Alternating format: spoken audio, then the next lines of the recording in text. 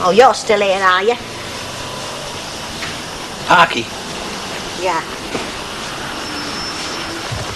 I can manage on my own, thank you very much. Got anything to eat, have you? No, I haven't. Even if I had, there wouldn't be any for the likes of you. I have to work for what I get, you know. You want to try it yourself sometime? I did try it once. Didn't like it much. Yeah, well, there's plenty like you about these days, believe me. It's the welfare state that does it. It encourages scrounging. Mind you, you're much better off being a tramp than a worker. If I had more incentive, I'd be working tomorrow. Yeah, I'll bet.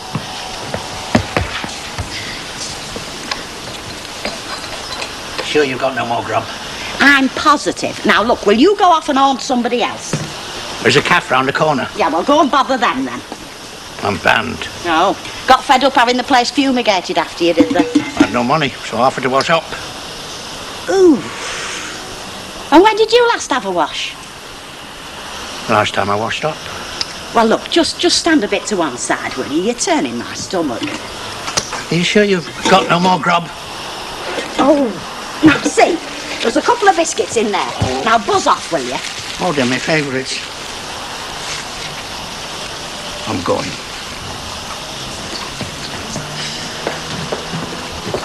All right. You must have been here early. Since last night. A length some folks would go to. Yeah, well, the early bird what gets the worms.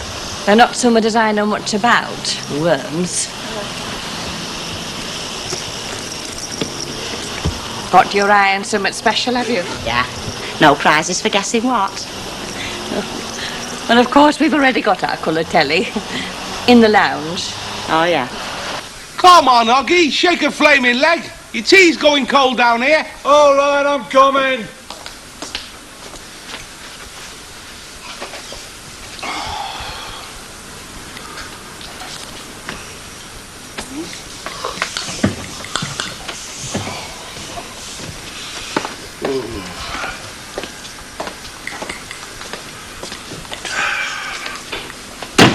What flaming tea?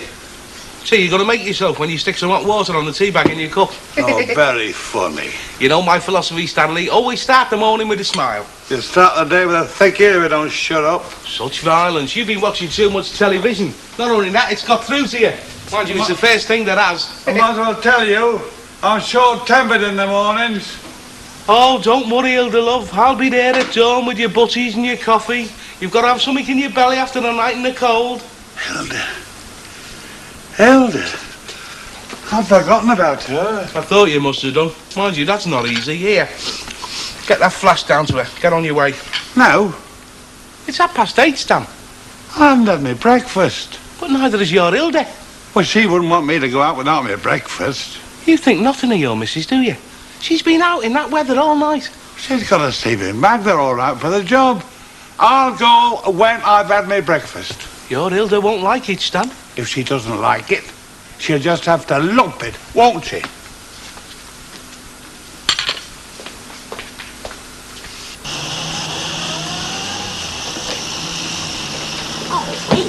What sort of time do you call this? We got a bit held up, love, you know. Got your foot caught, did you, in the blankets? And butties and butties, made of my own lily white hands. Good, what's on them? Liver. Something I could never bring myself to eat, is that? Awful. I notice you look famished as soon as I clapped eyes on you. Trying to get down to 15 stone, are you? Here, Hilda, have some coffee. Oh, darling. How did your old like Virgil go then? Oh, shocking. I wish I'd never bothered. Well, we all have to make these sacrifices, you know, for the little things we want. Yeah. Trouble is, in our house, it's always me what's the sacrifice. Worth it, though. A colour teddy for £5. Yeah, we're going to make a real killing there.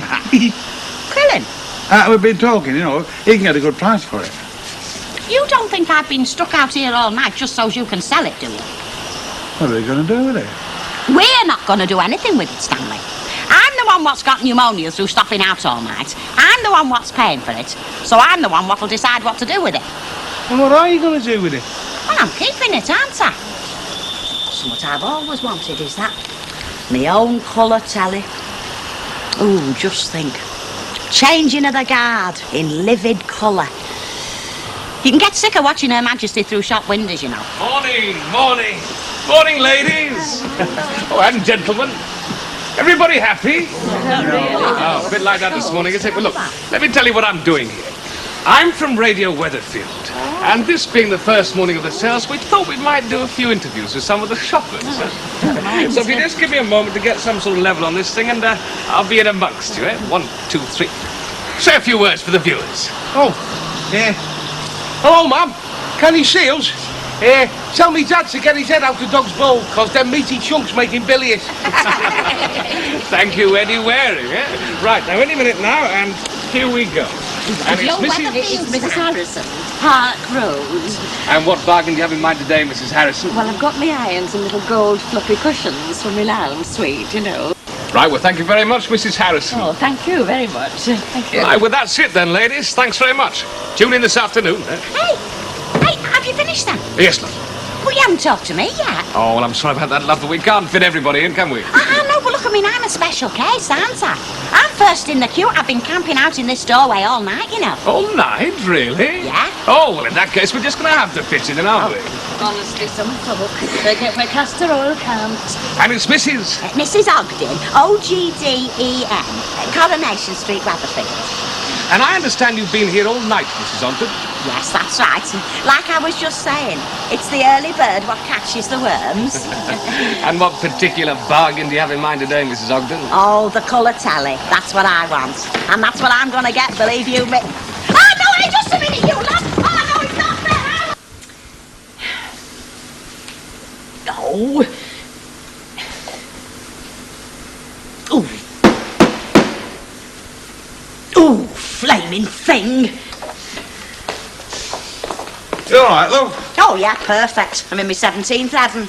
Had he delivered anything for you then, Hilda? Now, to deliver, is there? Seeing as I didn't get out, I couldn't carry myself. You missed it after all that. Yeah, I missed it.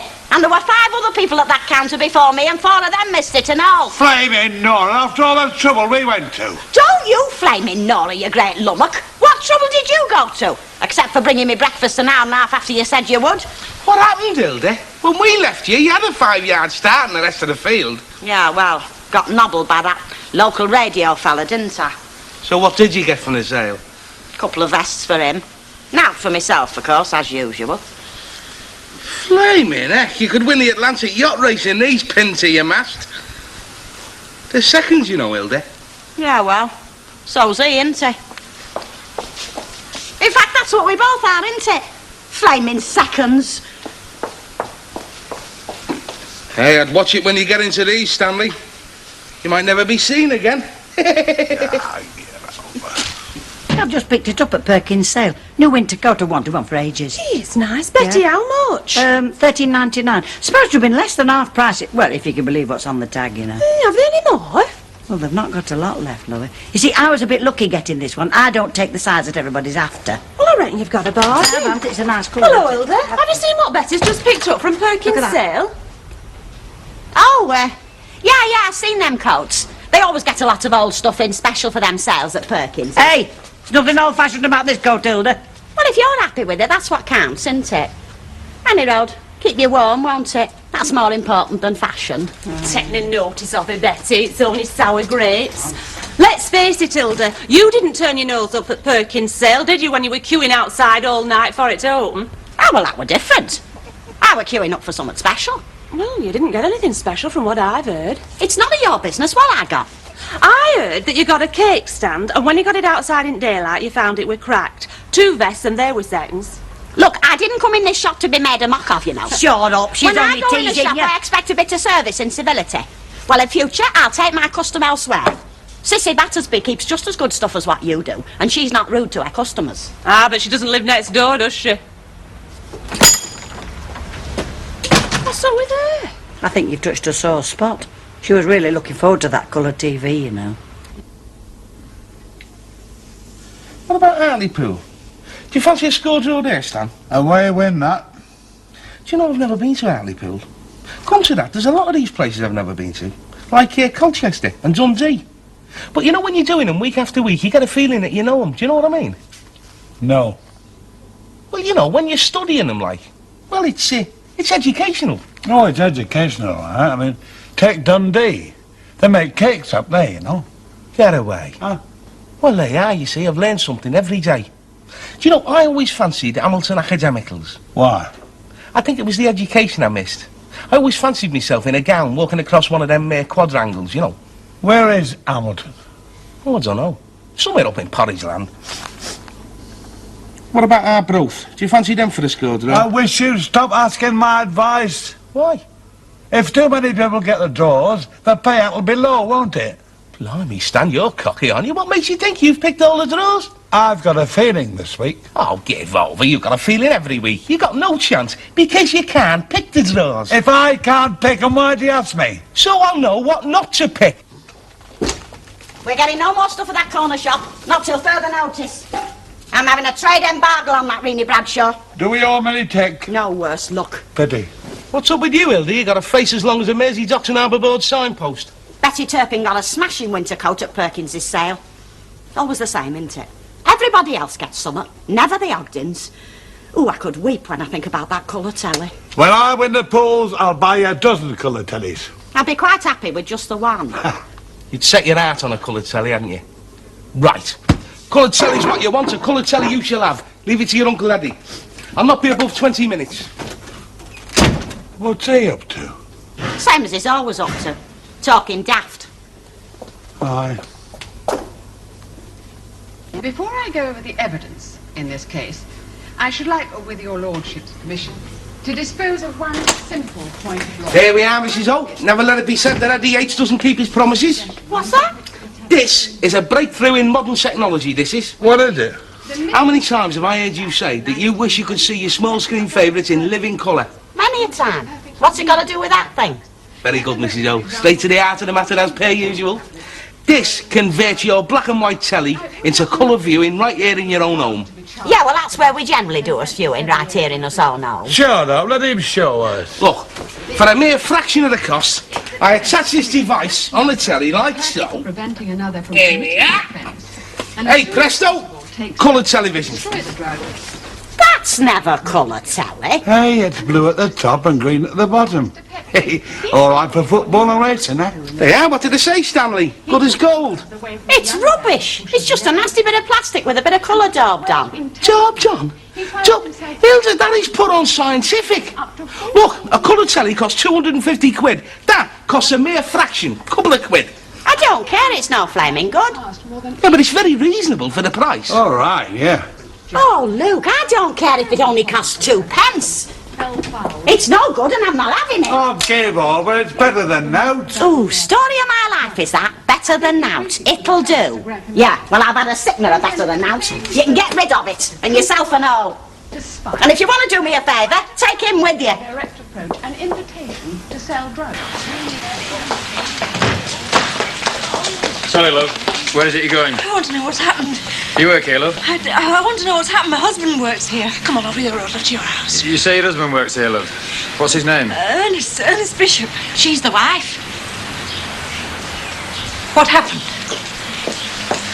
Emily, he's been hurt, Ernest. Quite badly hurt. How? How is he hurt? How? There's been a robbery. How is he hurt?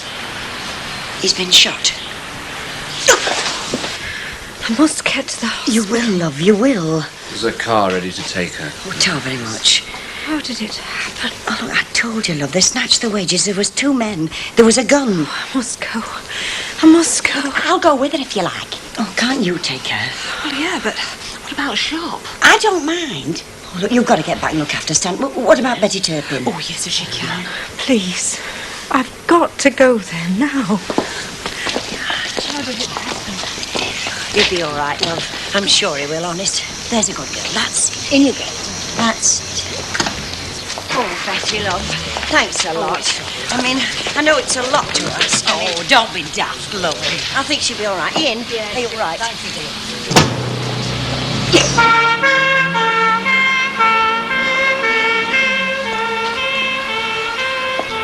How bad is it? No, I'm not the doctor, am I? I couldn't tell her. I just couldn't tell her. She wanted to know what was going on, and I have to say I didn't know. You better get at home before you get robbed and all. Oh, they're stringing up. Aye, I'd like to do it with my own hands, I would. Come on, move on now, please. There's no to see. Come on. Yeah, go on, get off home. I can hold the bloody vultures gawping. And all you can do, go. Folk are all the same. Never there if you want a bit of help.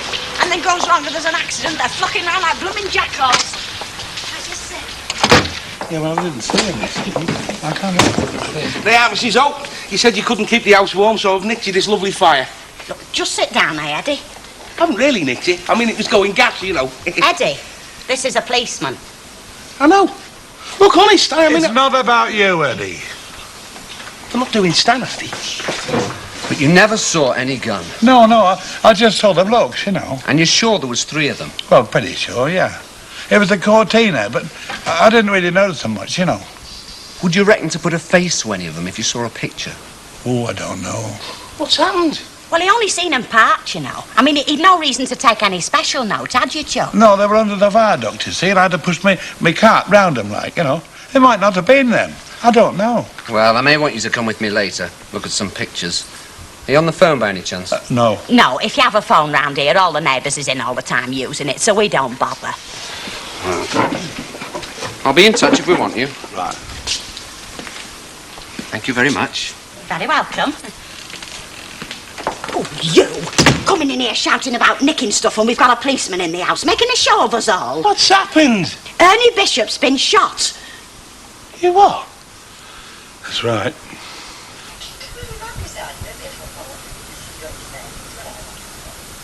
Stan? Hey, Stan!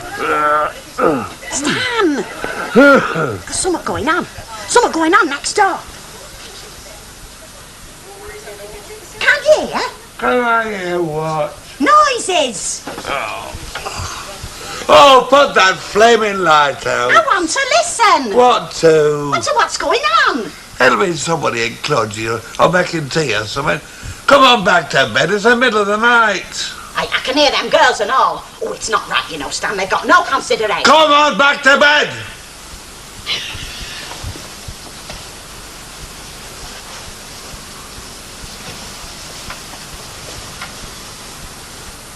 I think you should go, seeing as you've got your socks on.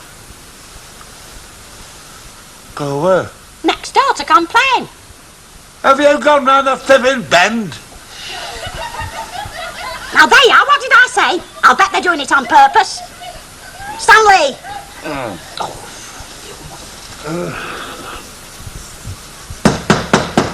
There's some folks that wants to sleep, you know. I wish she'd shut up. She'll not till you tell her. Get lost! We're trying to get some sleep in here, Hilda! Look, I know I'm a bit dim and all that, but why, would you tell me, why did we have to move the bed? Well, you're not so near that cockloft door now, are you? Well, what difference is that going to make? Well... I'll find she can't think. Well, I wouldn't like to sleep under it, I know that. Well, now, if you don't mind, and it makes no difference to you, do you mind if we move it back again, please? Oh, take the notice of her. That's it, just a couple of inches, that's fine. I don't know how you can be so calm about it, Elsie. Where's she gone? Search me. Now, if you don't mind... Well, I shan't sleep another wink, I know that. And I'm certainly not turning the light out. What's the joke? Well, whatever they are, they're running about all over our ceiling now. Oh, you're having me on. I'm not. What are we going to do? Nout until morning. You're not going back to sleep. Well, what do you expect me to do? Investigate whatever's up there. It can wait till morning. And now, ladies, good night and sweet dreams. Come on, kid. Are you sure you'll be all right, Elsie? Do you mean you or me? Elsie. I'm asleep.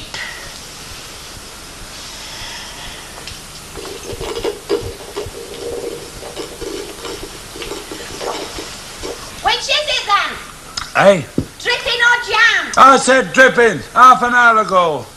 Just testing. Thought you might have nodded off again. I said toast. I wanted toast. Well, you can make it yourself. If you can't shift yourself before this, you can go without. I'll give you a shout at 7:30. You kept waking me up. You're waking me up all flaming night. I did. What about them next door? All that banging and giggling and shuffling. I heard no shuffling.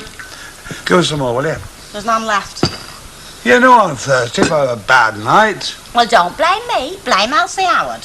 If you hadn't woke me up, I'd have heard nout. No, and you'd have said nought neither, would you? I know you. Look, there's no worth fretting about. Oh, I see. So when she comes round here to apologise, you're going to tell her she needn't have bothered, is that it?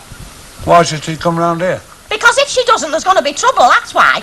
There's a law against folk what keep other folk awake half the night, you know. It's called creating a nuisance. Hey, this dripping's funny. We'll have a good laugh and count your blessings. You're in a good mood this morning, aren't you? Do you wonder, with what I have to put up with? I keep telling you, I haven't got time, Susie. Well, just let him have a look. He'll have to wait till tonight. Now, where I put my flaming purse, I had it... Oh, it's on there. Oh, so it is, Tar. Now, look.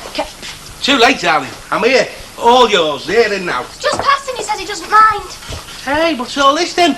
Oh, very nice. Give it to you. I used to have dreams about things like that, you know. There I was, standing in the street, minding my own business, when all of a sudden I was dragged protesting up to somebody's bedroom. Eddie, I've got 30 seconds flat before I get my cards. Now, look, we've got something in the loft. Will you get up there and have a deco, please? Hey, careful, these steps don't seem very safe. Oh, now she tells me. How long is it since you've had this open? Oh, heaven knows. Eddie, for God's sake. It's all right, only bounce if he falls. I heard that, you. Suppose it is rats. Can you see anything, Eddie? How can he see up there? He hasn't taken a torch. Well, come on, don't keep us in suspense. Well, it takes a time before you can see anything here. Oh, hang on, yeah. At a rough guess, I'd say there's about half a dozen of them, all huddled together. Half a dozen what? Pigeons. Pigeons? Pigeons? Come here, you little blue so-and-sos. Why should I apologise to you? Well, you woke Stan up and all, you know. We never closed his eyes all night. Oh, come on, Hilda. And shifting your furniture round. Oh, aye, we heard you. Spring cleaning was you 5 o'clock in the morning. I never shifted it. Ah, yes, I beg your pardon. The girls moved the bed 2 inches. I love 30. Well, there's such a thing as being a good neighbour, you know, not making a nuisance. Oh, yes, I'm glad you've heard of that, Hilda, because it comes in useful when you've heard of it. It saves a lot of time and trouble later on. What are you on about? I'm on about your pigeons. My what? You know what pigeons are, don't you, love? They got wings and feathers and fly all over the Pigeons? place. We've never had no pigeons. Well, you have now. Half a dozen, to be precise. They came in through a hole in the roof. There's a slate missing. Oh, I see. Oh, well, it serves you right, doesn't it? I mean, if folk don't look after things proper, these things do happen, don't they? Yes, that's very true, Hilda. That's exactly what Len said when he found the hole in your part of the roof. Huh? Yeah, the hole's in your part, but they prefer Elsie's loft. Yeah, got very good taste, have pigeons. I don't believe it. Well, if you don't get the step ladders and go and have a shufty. It'll only cost a couple of quid, did you say, Len, to repair Oh, it? I'll do it very reasonable for you, love. Well, you don't think me and Stan's going to foot the bill, do you? Who else? It's your slate, innit? Now, Luke, we've never heard no pigeons. They don't bother us. So as far as I'm concerned, that all can stop there. And if you think you're going to pull a fast one on me and Stan, you've got another thing coming. Game, set and match for Hilda, I think, don't you? Yes, but she hasn't heard the last of it yet. Oh.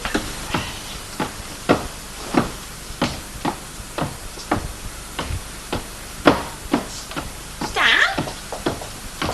Hey, Stan! What? Come up here, quick! All right.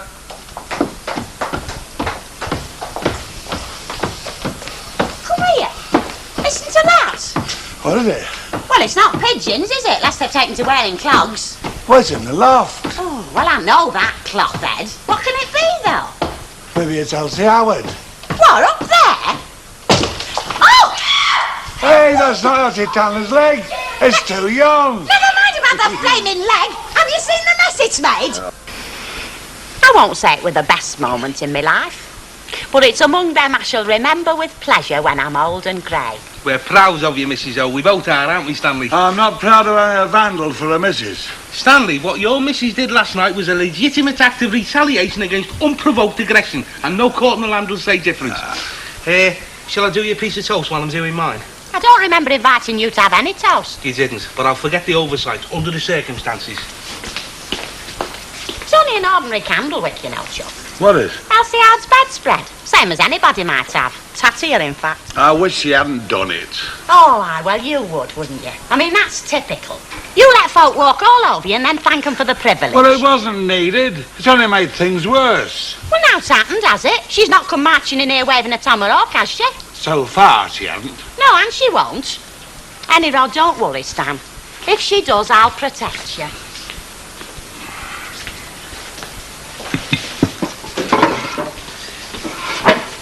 you know, I hate to admit it after all these years, but I married a weak man.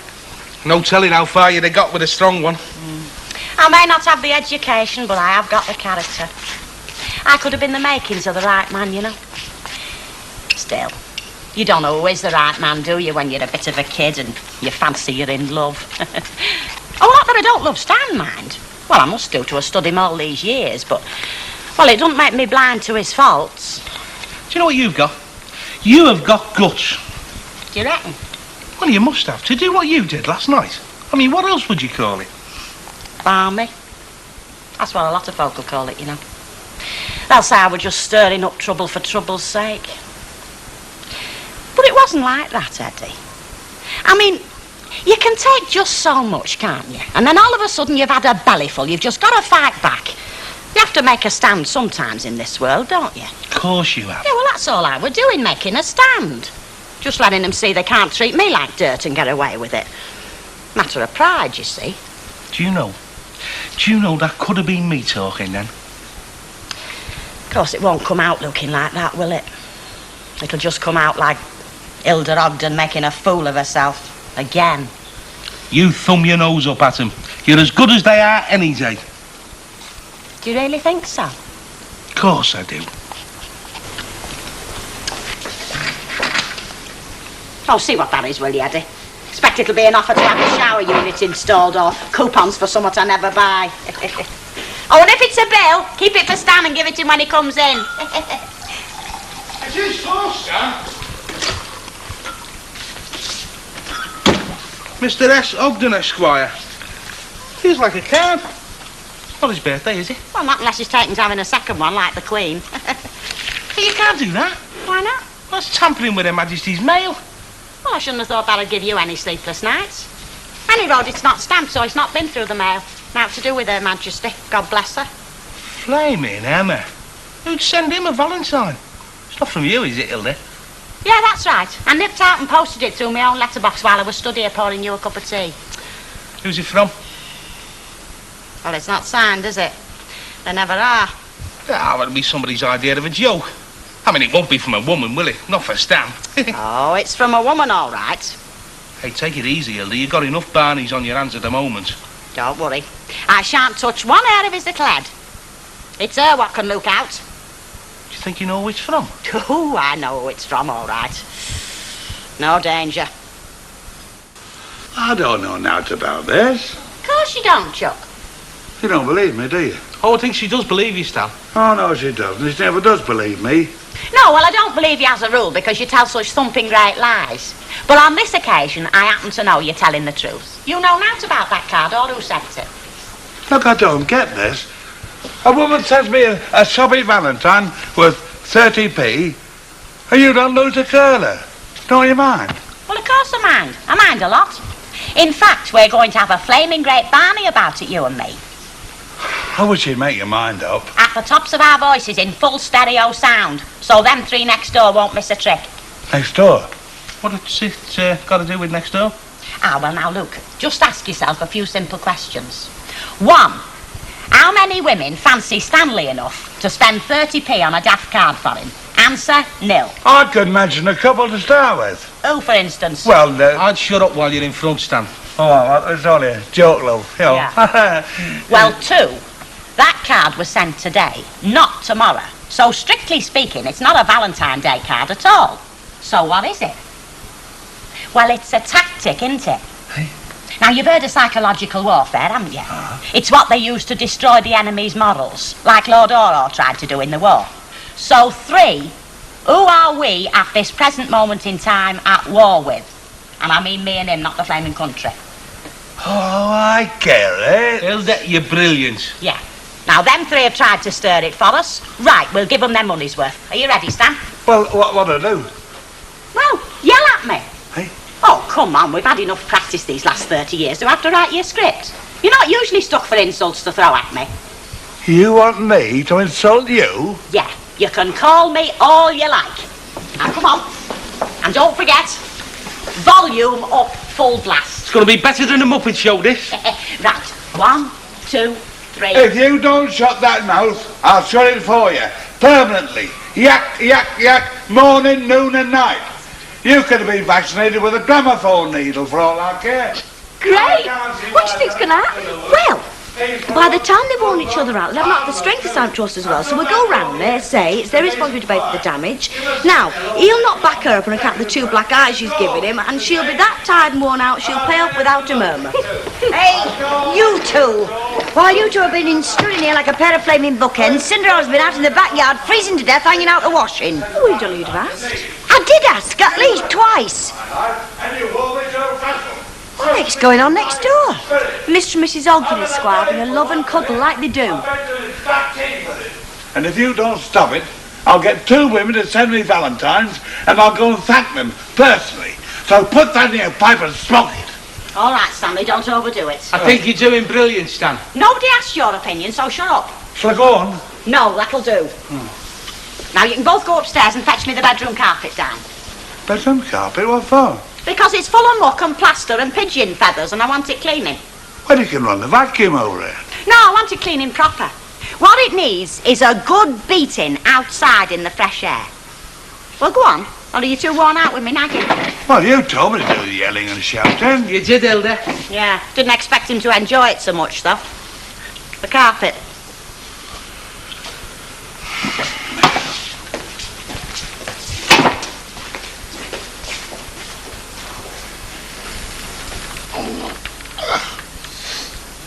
And that's only the start of it. She's going to wish she'd never been born by the time I've done with her. Not content with damaging us property, she tries to ferment trouble between you and me. Stanley? Are you listening? Ooh, it hurts. What are you on about now? Now, you've heard of the 100 Years' War, haven't you? Well, it's just starting in this street. Oh, yes. I think it's time me and her next door had a real showdown. That is exactly what I'll be with Hilda, when I've had her guts for garters.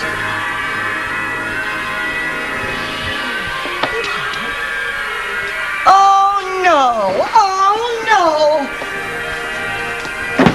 Hilda, stop that racket now! Stop hammering on my wall! Turn that radio off now! I'll do what I like in my own house. And I can hammer on my wall! Hey, kid, you know when you came to live here, did you contemplate this sort of thing? Because I didn't. Do you reckon we could get a rent rebate on account of we living with a maniac? And next door to one. I'm warning you, Hilda! Stop your banging!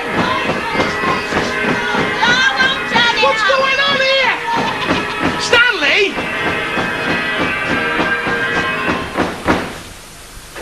What do you think you're doing, Eddie Yates? Who said you could come waltzing in here and do that? Well, it looked, Mrs. O, as if you'd come to what they call an impasse. That right, Stanley? It's like living in a dustbin with people throwing bricks at you. I think I'm losing my reason. They are, even if it's only for his sake. He lost his reason years ago. That's if ever he had any in the first place. Now, look, out of my way. I'm not having her next door telling me how loud I can play my wireless in my own home. I think this is a decision for the head of the household. You're talking to her. Now, out of my way, else I'll kick your ankles. Stanley! Hilda, if you touch that wireless, You're what? Well, I'll think of something. Yeah, something pretty diabolical, eh, Stan? Now, look, out of my way. I'll count to 3. 1, 2... Oh, go on, make a fool of yourself. What did you say?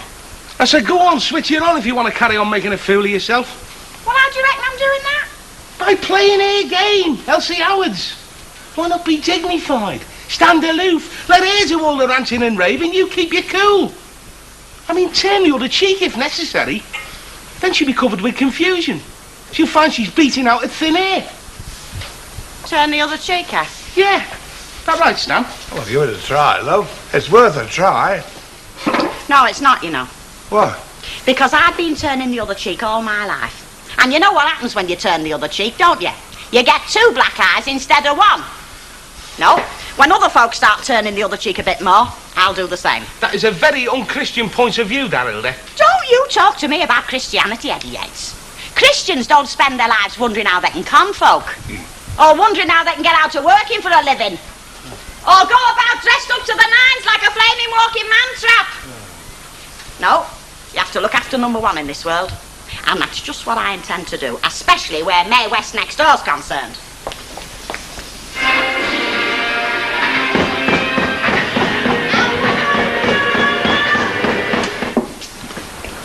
Hello. Can I pay for my papers? Wonders never cease. Have you come up on fools, Hilda? Pardon? You, paying for your papers. It's an event. Oh, it's 8 weeks, Mrs. Ogden. £7.50. See what I mean? Tell me, do you insult all your customers? No, only them who don't pay me very often and disturb me peace and quiet with the public squabblings. Oh, well, takes two to tango, doesn't it? True. Have you any of those little paper handkerchiefs in packets, Yeah, please? I think so. You're not working?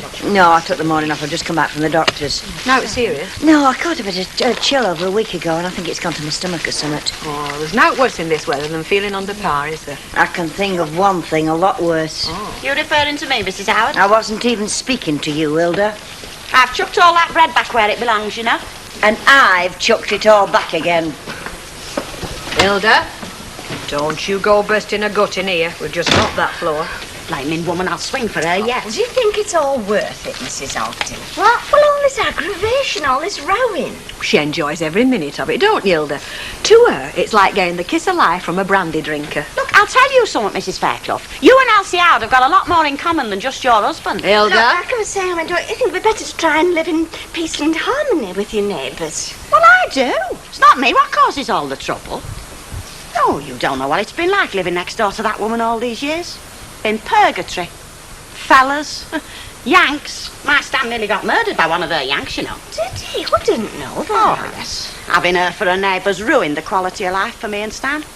I would never have considered moving to that street if I'd known then what I know now. Still, you don't, do you? Till it's too late. Ta-ra. Do you know she really believes that? I mean, it must be a bit difficult, mustn't it, having Elsie for a neighbour? I mean, well, she's a fairly colourful personality, isn't she? And then there's them two girls. Well, they're not exactly dormice, are they? Do you know, you've convinced me. It's all Elsie's fault. Hilda is the completely innocent bystander. Wouldn't take much to convince you of that. Me? I'm impartial. Says you. Can't have me dinner in peace. Did you say something? Oh, never mind.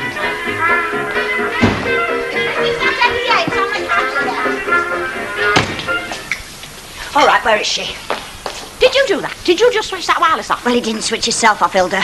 This is my home, Mrs. Yes, Howard. and that is mine next door. I repeat, this is my home, and as far as I know, nobody's invited you into it, have they, Stanley? Oh, no, Chuck, no, no. Right, no. so will you kindly leave before I forget I'm a lady and do you a serious injury? Oh, aye, you and how many flaming others, Hilda? Just me, that's all. Just me. All right, come on and try it. Come on, I'm waiting.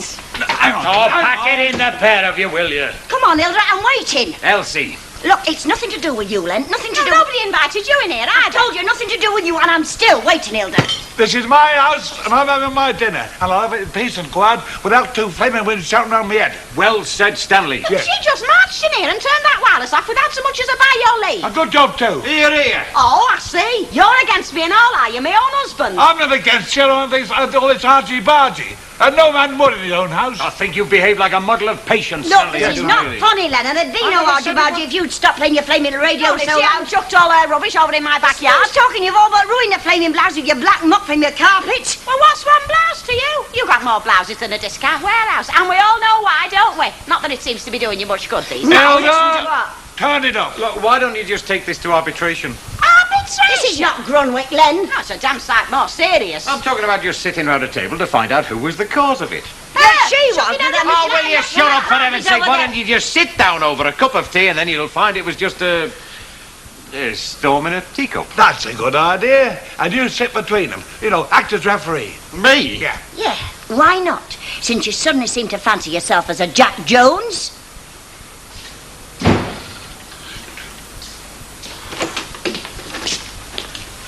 Everything back to normal, I see. Stanley snoozing by the fire, and you reflecting on how kind life's been to you. Is this bit of cake on gash?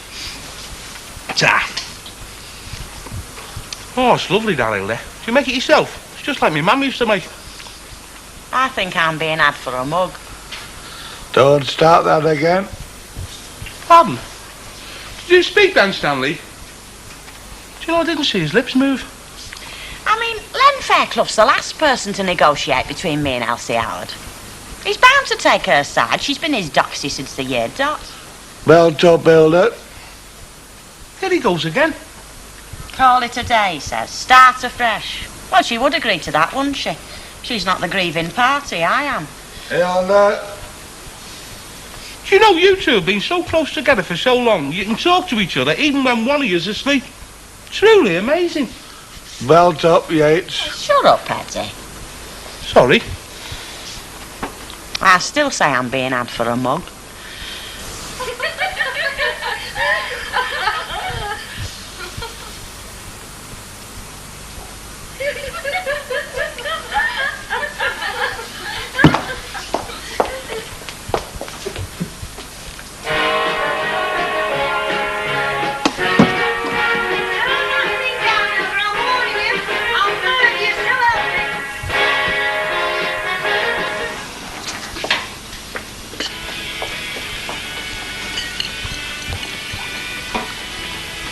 They are. Listen to it. Listen to it! What? It's deliberate, that, you know. Just to provoke us. I can't hear now. Well, stop chewing your toast and listen proper. That's their wireless. It's very faint. They've got it going full belt. That's for our benefit. It's faint, I tell you. Whose side are you on? What are you going on about? It's not me. What's going on, Stanley? If there's anybody going on, it's not me. You had the wireless on last night loud enough to wake the dead. Ah, well, that were last night. Full belt dead against the wall. Well, like we're in the heat of the moment. And you flattened the battery too. That's about £1, isn't it? Heat of the moment, that. But this is calculated. Different thing altogether. Oh, look, will you drop it? Drop it? Oh, come on, you two. Have you taken room to summit? If I drop anything, it'll be on her flipping head. You've had 2 sailings down between the pair of you, haven't you? That were them. They started. Now, look, it's not worth it. There's nothing in this for us at all. Anything happens, we'll cop it, I'll tell you. You're just sticking your neck in a noose. People can't just come descending through your ceiling, you know, Stanley. Sticking their legs into your bedroom. Oh, no. Fair's fair, Stan. Everybody's got rights, even us. If we had every right in the world, we couldn't win. Ah, well, you've said a mouthful there. We never get us rights. But I'll tell you this. I'll go down fighting. Oh, heck. They are. And you. Hey, hello, Alf, love. Hello, Alf, how are you? Not bad. Well, it's nice to see you back. It's nice to be back. Hey, I didn't think I'd be away all that long. I didn't know you'd been away. Where you been? You've been in London. London? Oh, I've had a belly full of that, I'll tell you. Yes, well, don't go telling us. We want to listen to Al. Oh, not much to say about it, really. I will try conversing with that, my old God chap. bless you, sir. I'll see you through that. Come back. Well, come on, Al. Tell us what you went for. Well, I went about a computer sorting system. Oh? Yeah, so you don't want to know all about it, do you? Well, I probably wouldn't understand it, would I? It'd be the same boat as the rest of us, then. Agitator, that should be a good banker, Fred. Well, did you enjoy yourself? No, not really. I mean, I never sleep when I'm away from home, you know. I never have done. And Bright Boy, that should be there too. Funny thing is that, Alf, you know, sleeping in a strange bed, I feel the same way, you know. You feel sort of unsettled, aren't you? I don't know why it is. No. Somebody pay for me to go to London, I can tell you. See our Gordon. You can keep London for me, you can flush it down the Thames. What they've done to you in a smoke, Stanley? I could take you round London. They're not civilised down there. Tell us what's in that little parcel. Just a little something I picked up. A present. Go on, tell us. If it's from London, it'll be an head.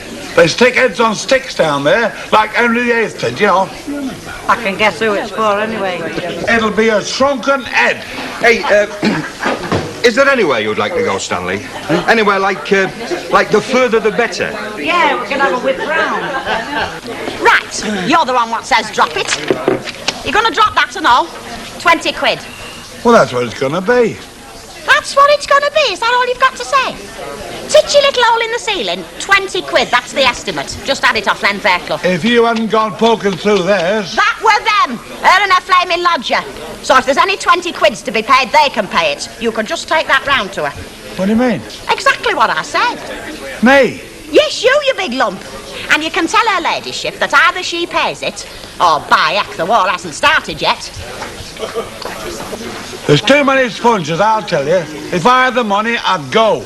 Hey, how much do you need, Stan? I'd leave this country tomorrow. It's finished. It's gone right down. Do you know, I'm tired of hearing that. There's nothing the matter with the country. The only thing wrong with it is people like you in it that's saying it's terrible and it's all gone down. There's nothing the matter with the country that a bit of grafting wouldn't cure it. Exactly. Grafting's no use at all. No, not according to some. It gets you nowhere. There's no good grafting. They say we're all the same. So if you're grafting, you're helping the sponges, aren't you? And this is why you haven't done hands turn all day, is it? Look, I work on my own, and when I work very hard.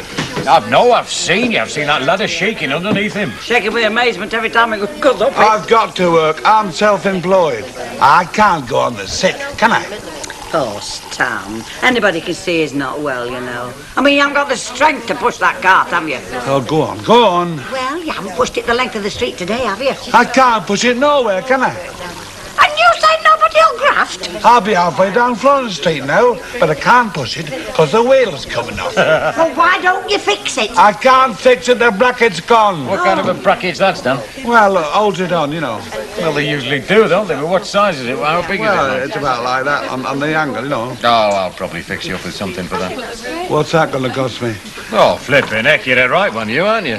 I'll give you something to make a bracket. I'll just give it you. Well, I don't know. I don't know if that's right, you know. Well, it won't put itself right, will it? I've been looking at it. Oh, he's good at that.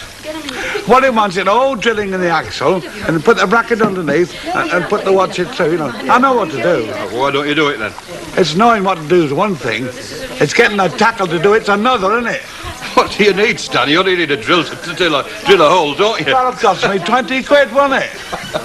Have you got no drill, Stan? No, I haven't got a drill. Lend him a drill, will you? You must have one knocking about your yard. I've got about 12 knocking about somewhere. It comes from lending them to people, you see.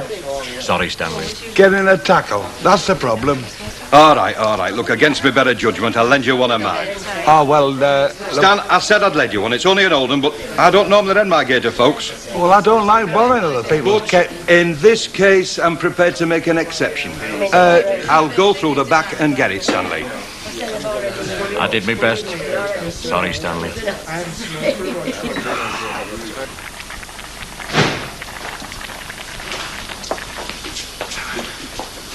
Well, did you tell her? I want my dinner. I told you to take it round. Look, if I'm going round there, I'm going round in my own flipping time. You want to exercise your authority, you know. You're supposed to stand up for your home and family. That's what husbands are for. Not to let folk go walking all over you. There's no husband in this case, is there, to come round here? Exactly. She can't keep an husband. I say she can't keep an husband. Shut up, will you? Shut up! I won't be told to shut up in my own home by you or anybody else, Stanley Ogden. Quick. Now give it here. What's the point? Look, if you're too flaming gutless, I'll take it round myself. Now give me that estimate. No, I won't. Oh, won't you? Now you give it me, else I'll whale it out of your fat hide. Shut up, woman, shut up! Don't you take that tone with me. And you can keep out of it, Reenie Bradshaw. Oh, good heavens, Stan, you have to do that in here? Can't take it outside, the flex won't reach. I don't know why you've got to do it at all. I've got to mend the cart, haven't I? It's broken. Yeah, well, it's not worn out with pushing, that's for sure. It's worn out with standing outside the Rovers.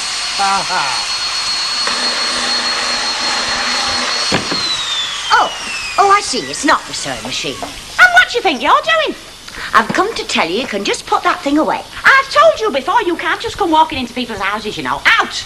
Do you understand what I've just said? I will have no more of that thing. You carry on, Stanley. He's got a perfect right. He can do what he likes in his own home, same as I can. I have not come here to argue with you. I am just telling you. It's to do with his livelihood, that, and you can't stop him because it's laid down in law. I never heard of a fellow washing windows with an electric drill before. It's got nothing to do with you. Now, look, you are doing this deliberately because you know it causes interference. Well, if there's any more of it, I shall report you as a public nuisance. Interference? Ah, well, you'd know all about that, wouldn't you? Because you're interfering where you're not wanted. You're not wanted in this street, but you have to come crawling back. Now, look, I am telling you, I will have you done as a public nuisance, and furthermore, I shall report you to the tele-licence people, because I have paid for my television licence, and I have a right to watch that which I've paid for. Oh, it's interfering with a television stand. Oh, give it here. Now, why didn't you say so before?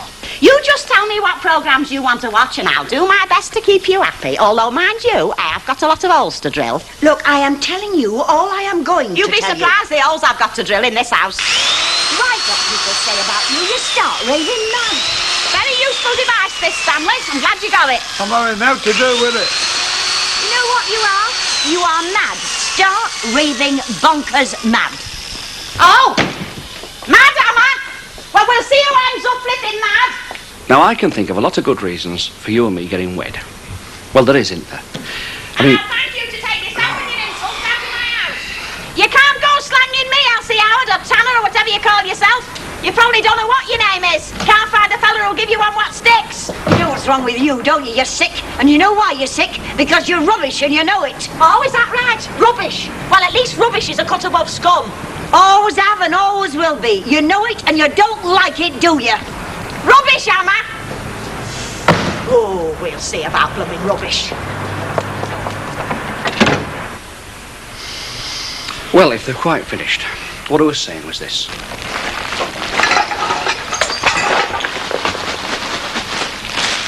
Yeah? See how you like that for rubbish.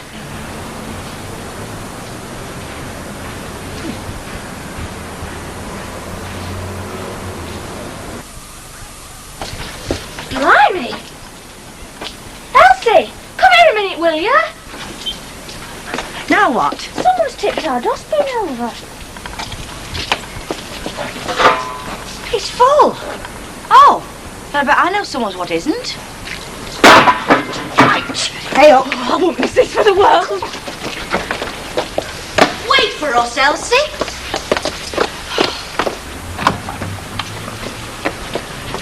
What's to do, Elsie? Oh, mind your own business. Oh, give it a kick as well. Now, who can that be, I wonder? You know very well who it is. Go and answer it. Oh, I don't think I want to be involved in an unseemly row on my front doorstep this time of the morning. It was a bit strong, you know, Hilda. Ah, well, that was what you might call spontaneous combustion, that's that. She'll have the flaming door down. You just have to go round and knock hers down, won't you? And don't forget to break the windows on your way. Flaming woman. That were a bit of an anticlimax, weren't it? Yeah, it was.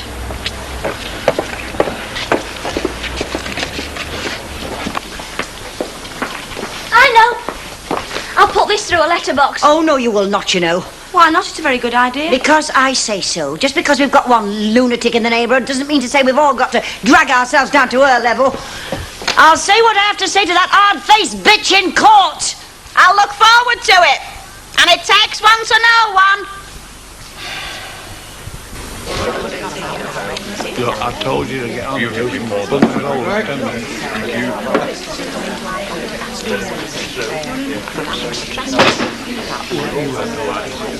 Flippin' heck, mate, don't tell me you've been and gone and done it in private when nobody was watching, have you?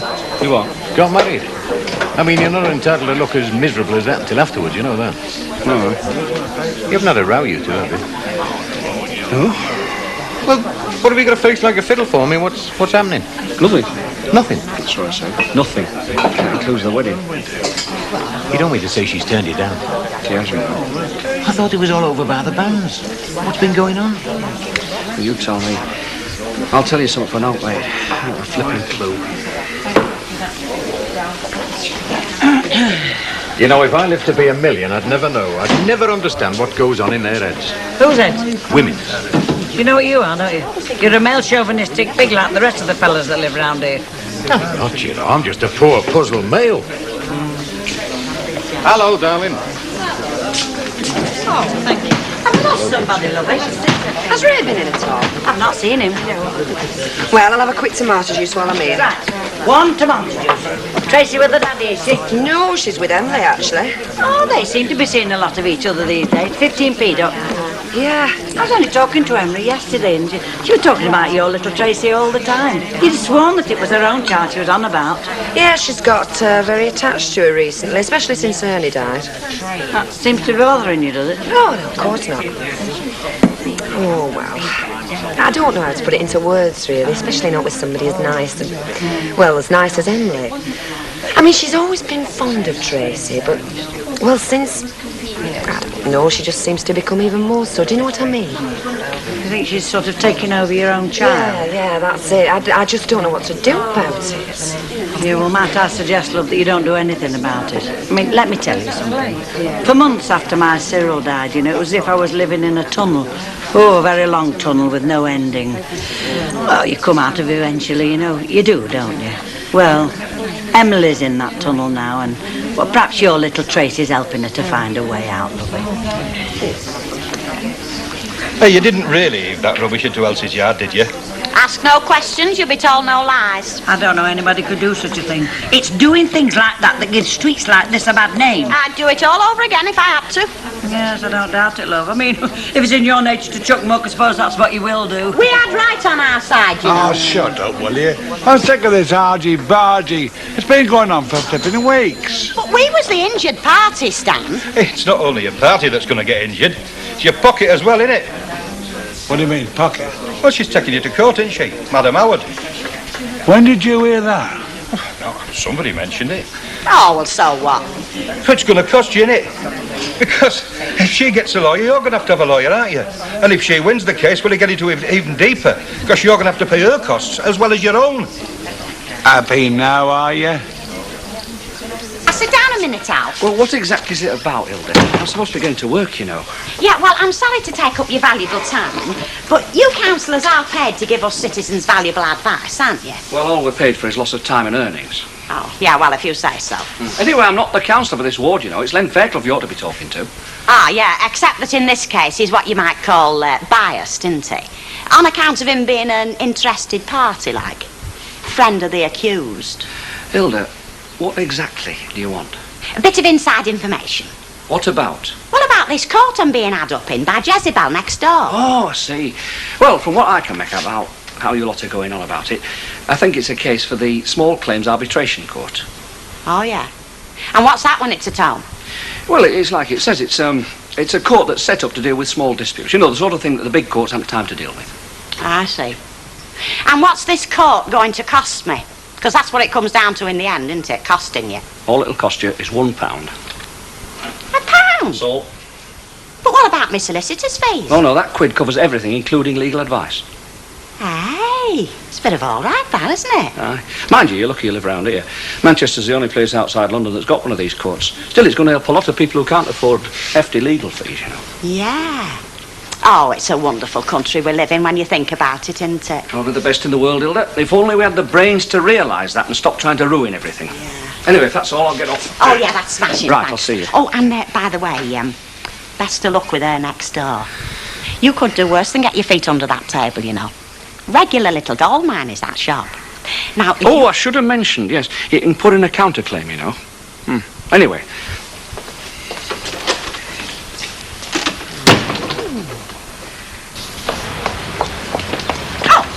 Age before beauty. Pearls before swine.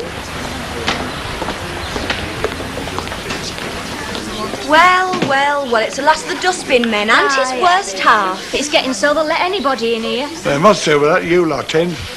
Can I get you happy people anything, like a couple of Tommy guns or the odd club with some 6-inch nails in? Don't put good ideas into me head. I'll have a light ale on my husband. After us, you will. I suppose you aren't old enough to be in here, are you? Because nobody'd know it from what comes out every time you open that gob of yours. Oh, what a command of the English language she's got. Do you know she's going a lecture tour next year? Round Warrington. Hey, watch it Now, now. don't you threaten here. And I'm telling you two something. Next time you think of pulling a trick like that, take my advice and forget it. Oh, give over. You're frightening me to death. I bet you do that to yourself every morning, don't you, Hilda? When you look in the mirror. I'm warning you. Hey, and I'm warning you lot and all. It's a flaming pub, this, not a flipping cattery. If Mrs. Walker was here, be out that door, your feet wouldn't touch. Just wrap it, will you? 3 loving cups, was it? And a light bottle for my wife. After you've given us 2 grapefruit juices and a dry sherry, please. Tell you what, Fred. You see to the Three Stooges. I'll see to Tom and Jerry. It's not a barmaid they need, is a flaming referee. Well, it wasn't me. Look again. It should be in my shoes. I put the socks in one shoe and mittens in the other. They're not there. Come here. What? Come here.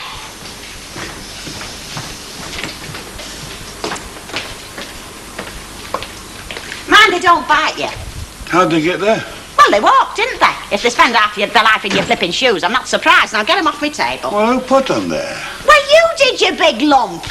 Oh, look, Stan, I've got more to think about than your flaming woolly mittens.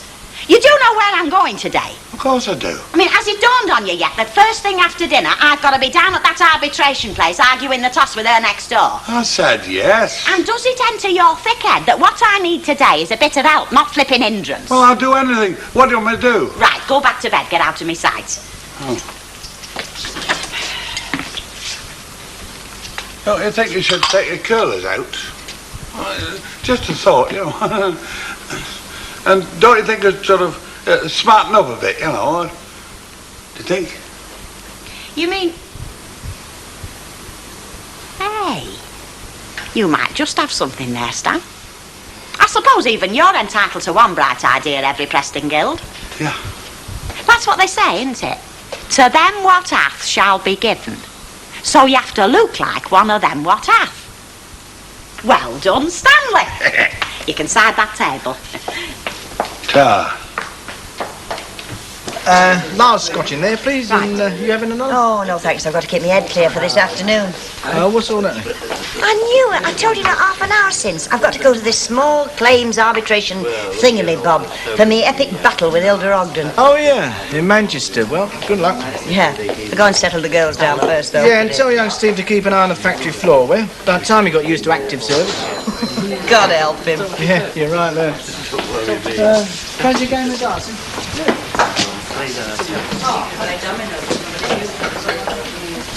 Cheeky devil. She never said no. Well, she didn't have to, did she? Do I have the Dutch courage, is it, Hilda? I don't need no Dutch courage. A pint and a live bottle. Look, why don't you get dressed up, you know? Put your best clothes on. My best clothes? You mean them I've only had 10 years? Well, you got a new raincoat.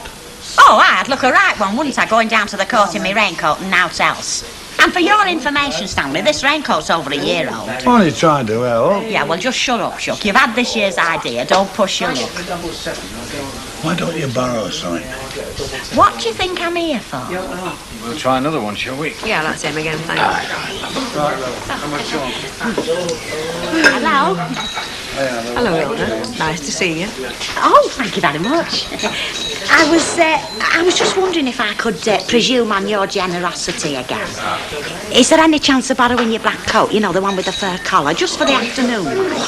Only, I know you're a very fair-minded person, and you see, she'll be going dressed up like a dog's dinner, and I'll be, well, you know. Oh, this court thing? Yeah. Yeah, I think I can manage that. Give us a quarter of an hour and I'll nip round with it. Oh, ta. Fancy a pair of earrings as well? Oh, I say. Right, it's on. Thank you. You want to get on the right side of the jury, you know? Smile at them.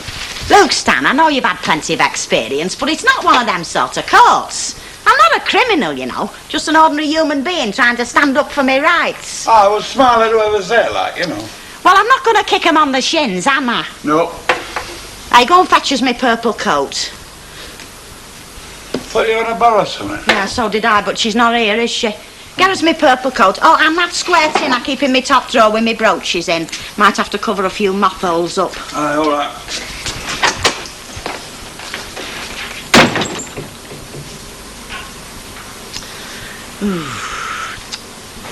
Anybody home? Oh, yeah, I'm in here. Here we are. Oh, bless you. It's the least I can do. Come on, give us your arms. There we are. Oh, why, don't it feel lovely? And the hat. Honest? Of course, honest. Ta. Go on. Hey. Oh. Excuse me, have you seen my wife? You what? My wife, I left her down here a few minutes ago. It's me, you daft devil. It's never. Didn't you know, honest? And of course I did one scene, never forgotten. Oh, what'd you have to go and say that for? What's the truth, isn't it? Oh, Stan, I despair, honest. You can't even tell a decent lie. Which is more than we can say about you, Hilda. I hope. Too true. Hey, did you say something about earrings? Oh, I did that. Here we are. Oh, hey, look, Stan.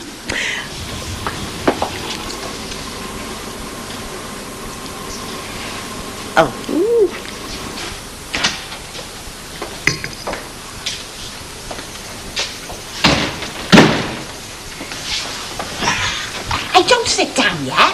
Why not? Well, we've not been told. I've no detailing. Sit down. I know what the chair's for. Hey, this is all right, isn't it? Plate pays money. You and me have paid for this, I'll tell you. Hello. Oh, hello, Stanley. How do? Oh, please sit down. Mrs. Ogden, Mr. and Mrs. Stanley Ogden. I'm Mrs. Taylor. You managed to find us all right then? Oh, yes, eventually. We thought it was near Magistrates Court. I know where that is. I've been down there a few times, you know.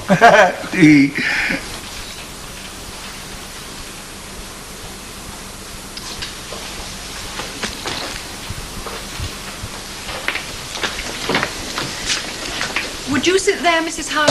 Mr. Franklin, the arbitrator, will be here in a moment. You're looking very smart, Hilda, as usual. I hadn't realised it was a dressed-up do. Now, this should be a very informal hearing. I've read the papers in connection with your claim, and I want to ask you one or two questions. I would like you to answer the questions I ask you and not debate the claim between yourselves. Now, Mrs. Howard, you are claiming the cost of damage done to a bedroom ceiling from Mrs. Ogden. That's right. And Mrs. Ogden, you are counterclaiming the cost of damage done to your ceiling. Malicious damage.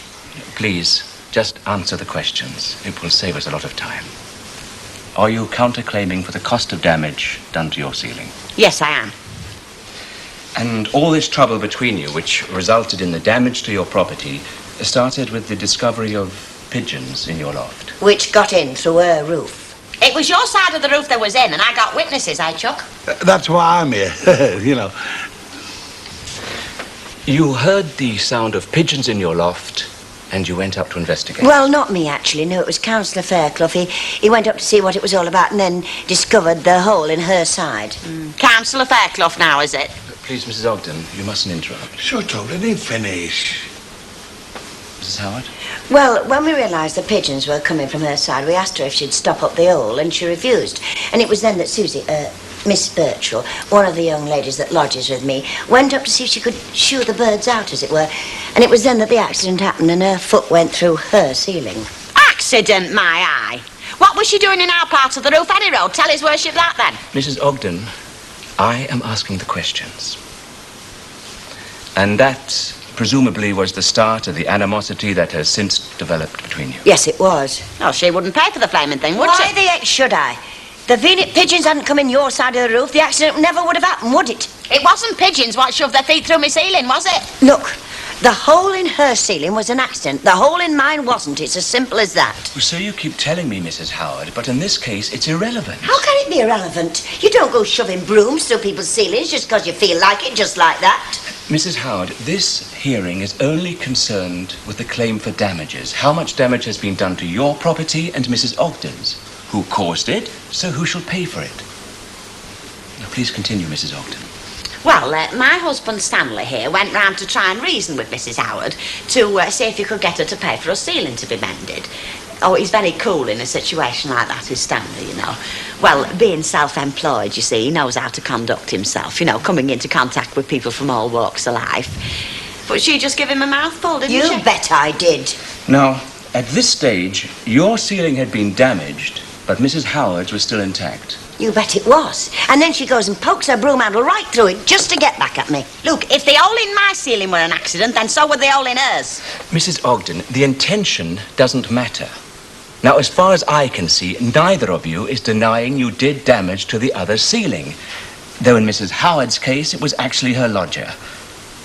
Am I right? Yes. Yeah. So I suppose my mucky washing and her tipping her rubbish over my wall is irrelevant and all. Well, as far as the claim is concerned, Mrs. Howard, it is. Just shows what a vindictive woman she is. What lengths she'll go to get back at me. There's nothing to say I can't beat me rug when I want to. I'm a very house-proud woman, me, you know. Well, I suppose it's only natural, isn't it, with cleaning being my profession. Any road, it weren't my house them pigeons settled in. Muck attracts muck, you know. Mrs. Howard, Mrs. Ogden. Now, this really has gone far enough. Mrs. Howard, is there anything else you'd like to say? Nothing that I could repeat in here. Mrs. Ogden?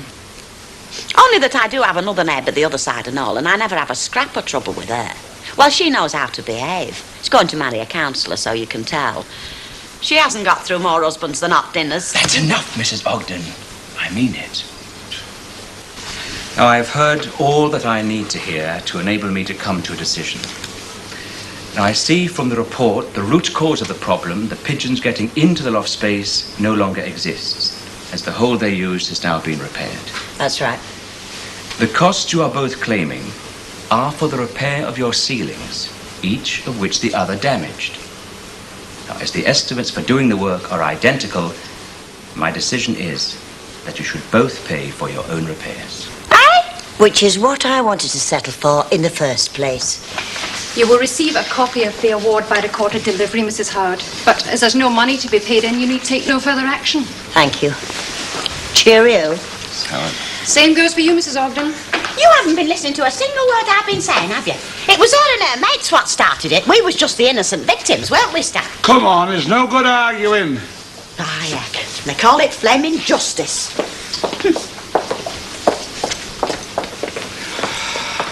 Signed the papers and agreed to abide by the arbitrator's decision, Mrs. Ogden. She's right, you know, Chuck. Well, what was the point of us coming here in the first place, then? Tell me that. Because you and Mrs. Howard were unable to agree between yourselves. That's why you asked us to arbitrate for you. 20 rotten quid for something what we never did in the first place. Well, I hope you've got it, because I'm sure I haven't. I shouldn't let Lenny hear you say that, Hilda, or she'll have that hole in your ceiling till next Christmas. I suppose you'll be doing yours free, for services rendered. Oh, put another record on, will you? Look, all this yak, it's getting you nowhere. Oh, you're too soft, you. Too soft by a mile. And to think he fought for the likes of you and him in there so we could have justice in this country. Come on, before you get arrested. All right. But don't go thinking I'm satisfied, because I'm not. Not by a long chalk. Come along, Stanley. Go on. Thanks very much. Yeah, thank you. I can't say I'm overjoyed with the outcome, but I did agree to go along with it. Anytime. Thanks. Oh, I shall probably be seeing you, living next door to her. I wouldn't be surprised. Yeah.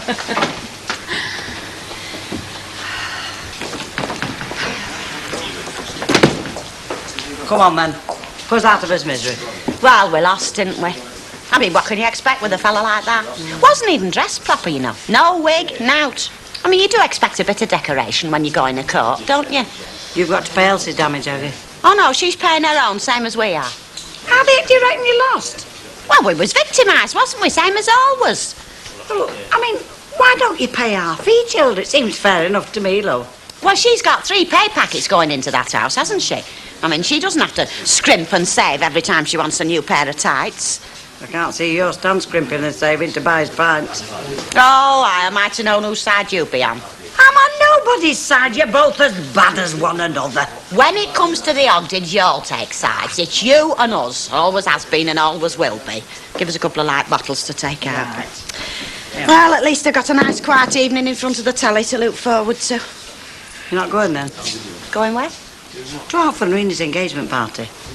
Oh, nobody said now to us about it. Well, they're not seeing you yet then? No, well, I mean, they only decided this dinner time. Oh. Yeah. Oh, well, time for mentioning it. We'll not be needing them now, seeing as we're off out. See ya. Ta-ta, lovey. Howdy, how do? Reenie. Hello, darling. Come here. We both hope you're going to be very happy. Oh, thanks very much. Let's hope you know what you're doing, eh? Oh, I do. Just make sure he takes his socks off in bed or you can't go wrong. Suppose he has cold feet. Don't you know? Mind your own business. Go and get yourself a drink. It's all free, you know. Free? I was selling tickets at the door, didn't you know? You said it was your idea. Get out. Thanks very much. I'll open it later if you don't mind. Well, it's your present. Do what you want. It's not much, just a gesture. It's much appreciated. Thanks, love.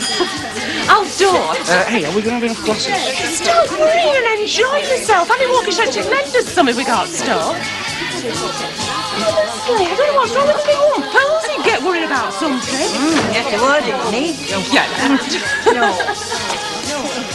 Hello, darling. How'd it go on? Well, it's a good job they've abolished hanging, or else Roger would have had me for the death penalty. Well, who won? Neither of us. We both have to pay. Now, didn't I tell you that in the first Yes, place? I know, and I wanted to do that in the first place, but who wouldn't? Hilda Flaming Ogden. Aye, up. Talk of the devil. Oh, well, how nice you could come. Well, we took it we was invited. Of course you are. Only we've not seen nobody, you see, with being at the court. Oh, shut up about the court. I'm only telling where we've been, Stan. No doubt they all know the sordid details by now. Anyhow, we'd like to wish you and your intended every happiness. I would have got your card, only most of the shops were shut, you see, except the cabin, and they haven't got much choice. The coat's still in one piece, Hilda. Oh, wait, yeah. Thanks very much for lending it. Not that it did us much good. Come on, there's too much yakking here. I told you it was a mistake to invite all these women. Let's see a bit more exercise of the feet, shall we, instead of so much of the tonsils. Starting with the happy couple.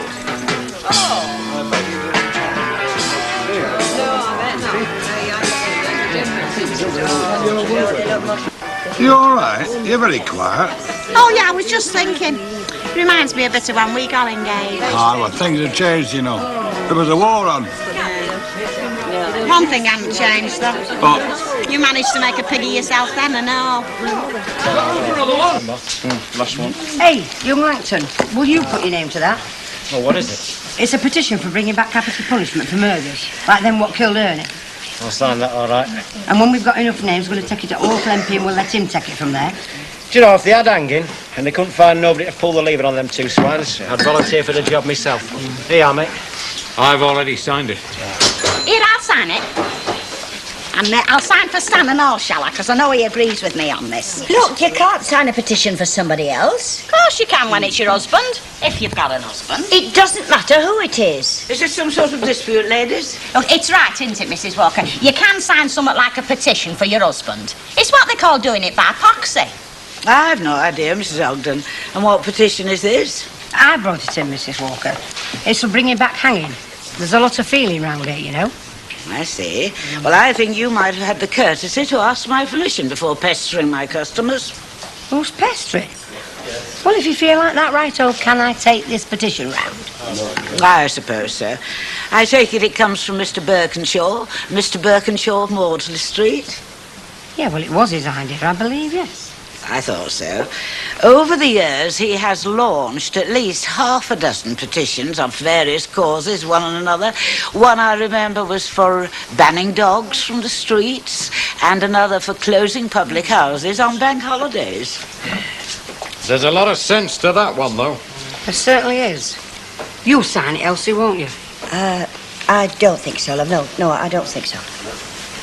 Don't mean to tell me that you let murderers get away with it, not after what happened to Ernie. Look, I probably feel as bad as you do about Ernie. Probably a lot worse, but this isn't going to bring him back. No, but it might keep the Ernies of this world alive, mightn't All right, maybe that's a possibility. OK, I'll admit to that. Yeah, well, statistics tend to go against that, you know. They tend to prove that whether you've got capital punishment or not makes no difference to the murder rate. Ah, that's rubbish, Alf. It's a deterrent, isn't it? It's bound to be. Oh, I don't know, you know. I mean, murder ain't like other crimes when it comes to deterrence. People don't say to themselves, they're not going to hang me for it, so I'll go out and shoot somebody. Oh, come on. You don't think those two fellas who shot Ernie are going to go walking around with a gun if they thought they were going to be top for it? Well, I'm just saying what the figures seem to prove, and that is that the punishment does not cause murders or prevent them. Don't talk to me about figures. I don't believe a word of them. Look, there's a damn sight more murders now than there were 10 years ago, isn't there? Yeah. They don't call it murder now, do they? They call it manslaughter or something to make it sound a bit better. And then some civil servant who thinks he's doing best by us just alters the figures a bit so that we don't make an outcry. Yeah, well, I'd stop and argue with you, but I've got a dinner date with Reenie. There'll be a crime of passion if I don't get there. Well, I'll sign your petition for you, Ivy, because I reckon Ernie Bishop worth 1,000 of them swine what killed him. If you ask me, hanging's too good for him. Yeah. Shall I put you on here, Mrs. Walker? You'll do no such thing. I thought you were in favour of hanging murderers. I certainly am. But I am not in favour of Mr. Birkinshaw and his endless petitions. As far as I'm concerned, all that he has done is to discover a way of rabble-rousing and keeping himself in the public eye. I suppose that makes me one of the rabble.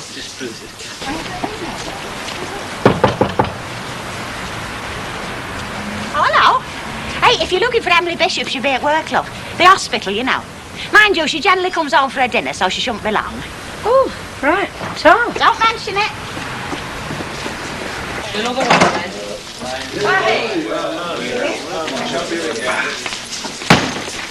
What do you fancy to drink?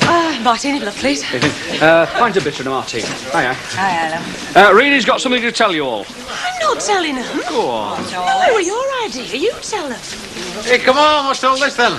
Well, we've fixed a date. Well done, kid. A week on Saturday. It's coming Saturday. No, week on Saturday. Registry office. Blimey, mate, we said get cracking, but this is ridiculous. Somebody been round your house with a shotgun then, Alf? Do you always have to be so coarse, Ray?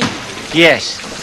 Well, many congratulations to both of you. Well, you certainly don't hang about, do you? Well, I can't blame you. Good luck. Thanks. It was Al's decision, really. He got the bit between his teeth and then just galloped off. Hey, come on, let's get some drinks in. Aye. Get them all round, will you, love? Come on, drink to that. Cheers. Of course, there's only two reasons for a rush job like this, and I don't think it's, well, you know, not at their age. So it's the other, isn't it? I mean, this way they can do it on the cheap. What are you witching on about, Hilda? Well, it cuts the expenses down, doesn't it, all in corner job? Gives them an excuse not to have a do. Still, they can please themselves, I suppose, but you know what they say. Marry in haste, repent at your leisure. Oh, you're a flaming wet blanket, you are. So what exactly happened when you went round to Reenie's for your dinner then, Alf? Never you mind. It's a tax dodge, isn't it, mate? Take no notice, Alf. Oh, I don't, love. I'm too well pleased. I'll just go circular. I know it was me who encouraged you to tie the knot, Flower, but there's knots and knots. This way you get the commoner garden granny, suitable only for shoelaces. Whatever are you on about? So we've not played our cards right, have we, with this registry office doing? I had visions of you in church. White lace, full train, bridesmaids, organ playing, you coming down file. Oh, don't be daft. Anyway, we're very well suited with the way you're doing it, thanks very much. Mind you, I'll be running around like a scalded cat between now and Saturday. Hey, I suppose I better get the invitations out tomorrow. Excuse me, can I just say many congratulations? And as long as you've got me and Stan living next door, you'll never go short of good neighbours. Thanks very much, Hilda. You know, if you're as happy as what me and Stan have been, you'll not go far wrong. Give over, Hilda. That's all she's got to look forward to. She won't turn up for wedding. You know naught about marriage, never having had the benefits. Now, you'll have to give us an idea of what sort of presents you fancy. Oh, Hilda, I haven't even thought about presents yet. Oh, well, you have a think. And you'll be able to tell us when you bring the invites round. Morning, Hilda. I'll have a tin of your chopped ham, please. Well, tomorrow's the big day then, eh? Week on Saturday, Hilda. Oh, no, tomorrow, definitely. It were in the paper. I should know when I'm getting married, Hilda. Oh, not the wedding, no. No, the Crown Court. Them two lads what shot Ernie Bishop, they're up tomorrow. Oh, I see. Quite an eventful time in us lives, isn't it? A murder and a wedding. Yes, well, I suppose that's one way of looking at it. Hey, I say, they do have a public gallery at Crown Court, don't they? Yes, so they do. And you don't have to pay to go in, do you? No, do you? Good. Are you thinking of going, Hilda? Oh, I wouldn't miss it. Well, I mean, I think the least we can do is show us faces, you know, as neighbours like. Is there anything else you'd like? Not at the moment, thank you. Like a bag of popcorn to eat while you're watching? Will you be going to court tomorrow, Len? Aye, I might just look in, see how it's going on. Poor Emily. All this is going to bring that dreadful business back just as vividly as if it had only happened yesterday. Well, at least he'll get what's coming to him. If it were me, I'd line him up against a wall and shoot him myself. You be going, Mrs. Howard? I don't think so, love. I can't get the time off, even if I wanted to go, which I don't. But I know somebody will be first in the queue, eh? Where's that then? Oh, what this court do tomorrow. You'll be there with your knitting, won't you? Well, I think it's the least we can do. Go along and pay us last respects, like. And it's to your undying credit that that's the only reason you'll be going, Hilda. Oh, aye. After all, there might be some folk who'll think you're only there out of morbid curiosity. They better not say that to me, though. Oh, me neither. I might have to agree with them. You can think what you like. I'll have a light ale, please, Mrs. Walker, to take out. Preferably one that's not flat like the one I had yesterday. As I recall, Mrs. Ogden, it went flat because you took over an hour to drink it. Not that I should grumble. You may be an unprofitable customer, but your husband certainly isn't. You sure you still want to go?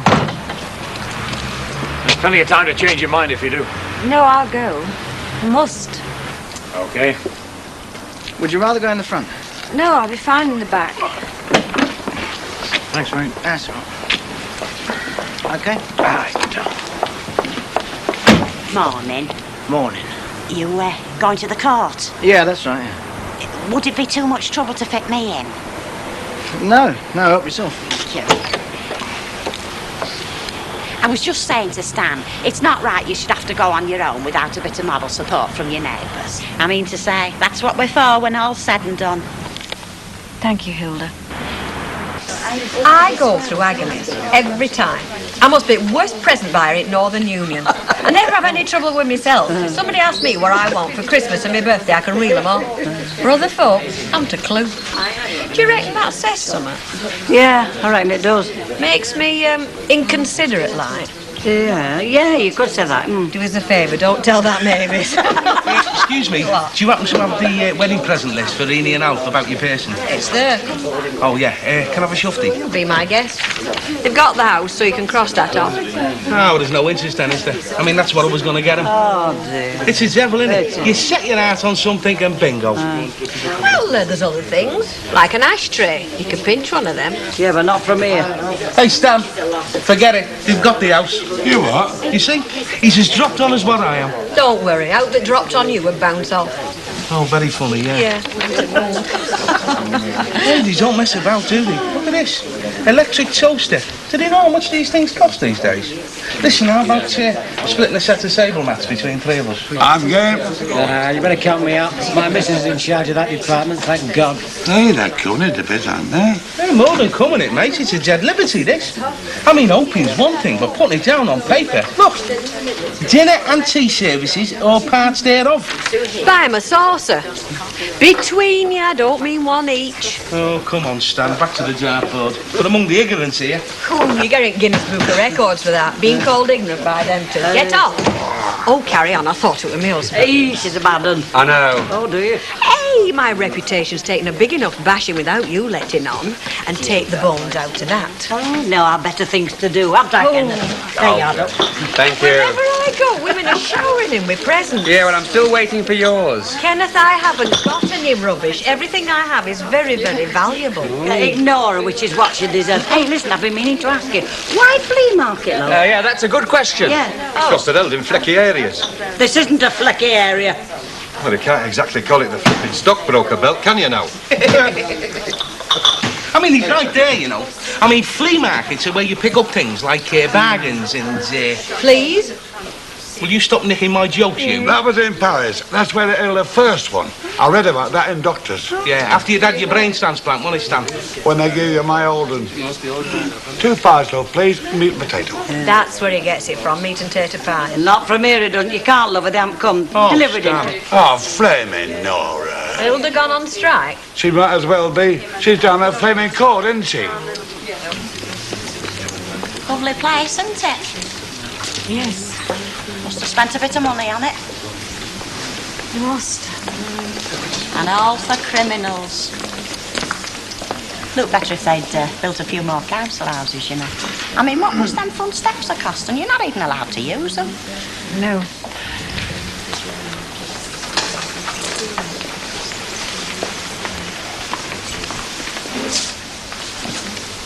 Do you know her? Well, I've seen her before somewhere, but where? Oh, I know. Coming out of the factory one day last week. Yeah. Looks as though she's smarting about summer. Yes.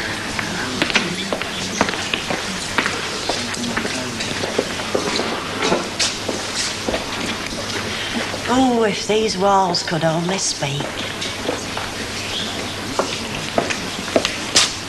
Right, Emily, you're on. Oh, can we go in now? Yeah, you can. Is my hat on straight? Perfect. Right, come on then. Okay.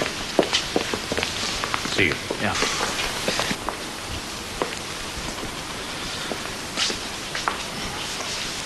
We could go to a cafe, I suppose, for something to eat. Well, I think I'd just like to stay here if you don't mind. I'm not hungry. You sure? Oh, you go. I'll be all right. I'll look after her. I'll see you back here then, eh? Oh, sorry.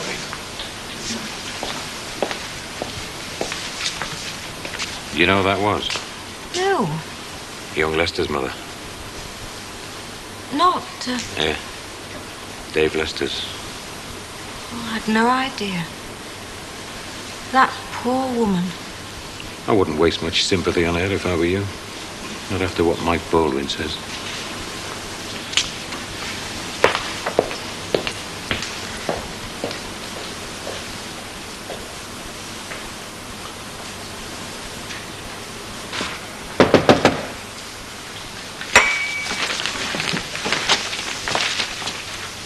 Hang on. Hey, can Yates change his water? You what? Can Eddie Yates change his water? Oh, yeah, sure. Just knock it off his money.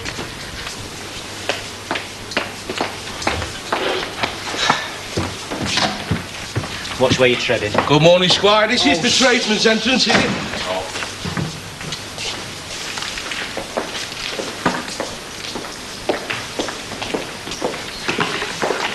Michael Baldwin.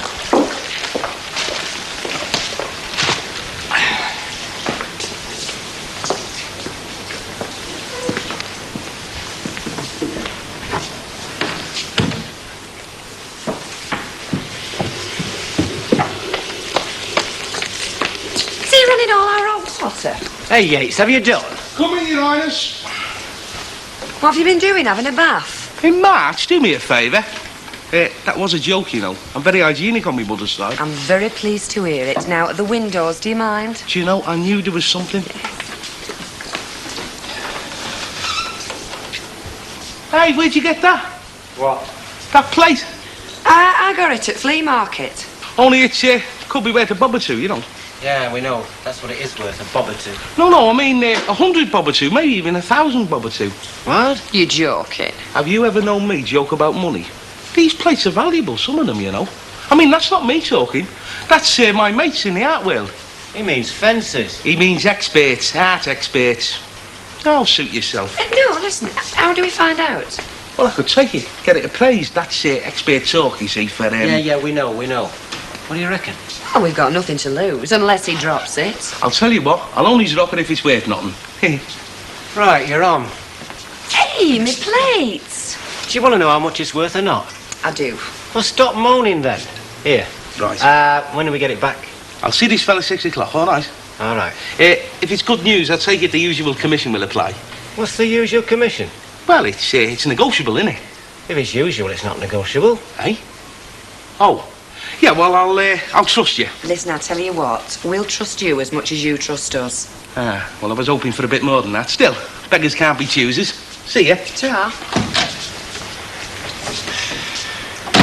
Hey, how much do you think it's worth? Do you really want to know? Yeah. 25p. Oh, the back. Hey, how did it go? Oh, it's all right. Can I have a miniature brandy, please, love? I'll take it down to Emily. Yes. Well, why didn't you bring her in? Oh, well, I asked her, but she didn't want to come. I think it's bringing it all back to her, you know. Well, it would, wouldn't it? Enjoy it, Hilda? Well, I wouldn't say I enjoyed it exactly, but it were very interesting. I was just saying to Stan here, it were for all the world like Crown Court. Very realistic. Yeah. It's supposed to be real, Hilda. It's the real thing. I know, that's what I mean. Very realistic. Anyway, how did it go? Who knows? I passed Mike Baldwin on the way out. He didn't seem too happy. He might know something that I don't, but according to the case the prosecution's putting up, those two villains are up for a hammering. So they should.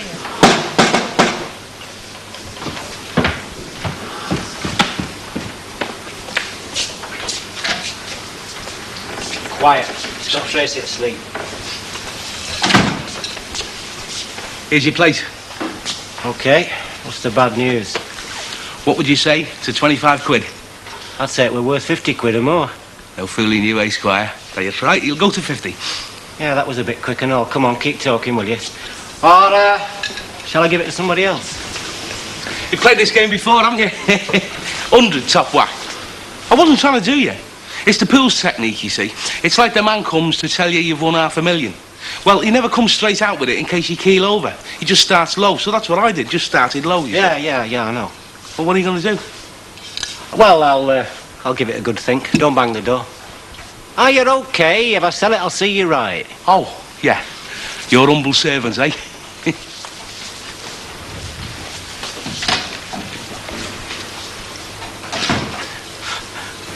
Thank you. Hey, there's a man who's supping in anger. I never do that. You can't taste it. It's a waste. What's up with you then, Langton? Cat got your tongue, has he? Can a bloke not come in a pub for a quiet drink on his own? It's an Englishman's birthright, mate. Yeah, well, I'm an Englishman, so shut up. Suit yourself. Well, one or two things got to be. All right, clever clogs. What two things? Well, either he's lost his three-coloured flashlight or it's the missus, isn't it? Well, it's always have to be the wife. Well, It's like saying, why is it always dark inside a drum? Aren't women thick? Yeah. Are you tired of life, Stanley Ogden? Oh. Morning, Squire. Drinking on your Todd. Very bad, that. That is what started Dorian Gray on the road to ruin. So I'll do you a favour and have a pint with you. Get your hand in your pocket, then. Aren't we forgetting something, Raymond?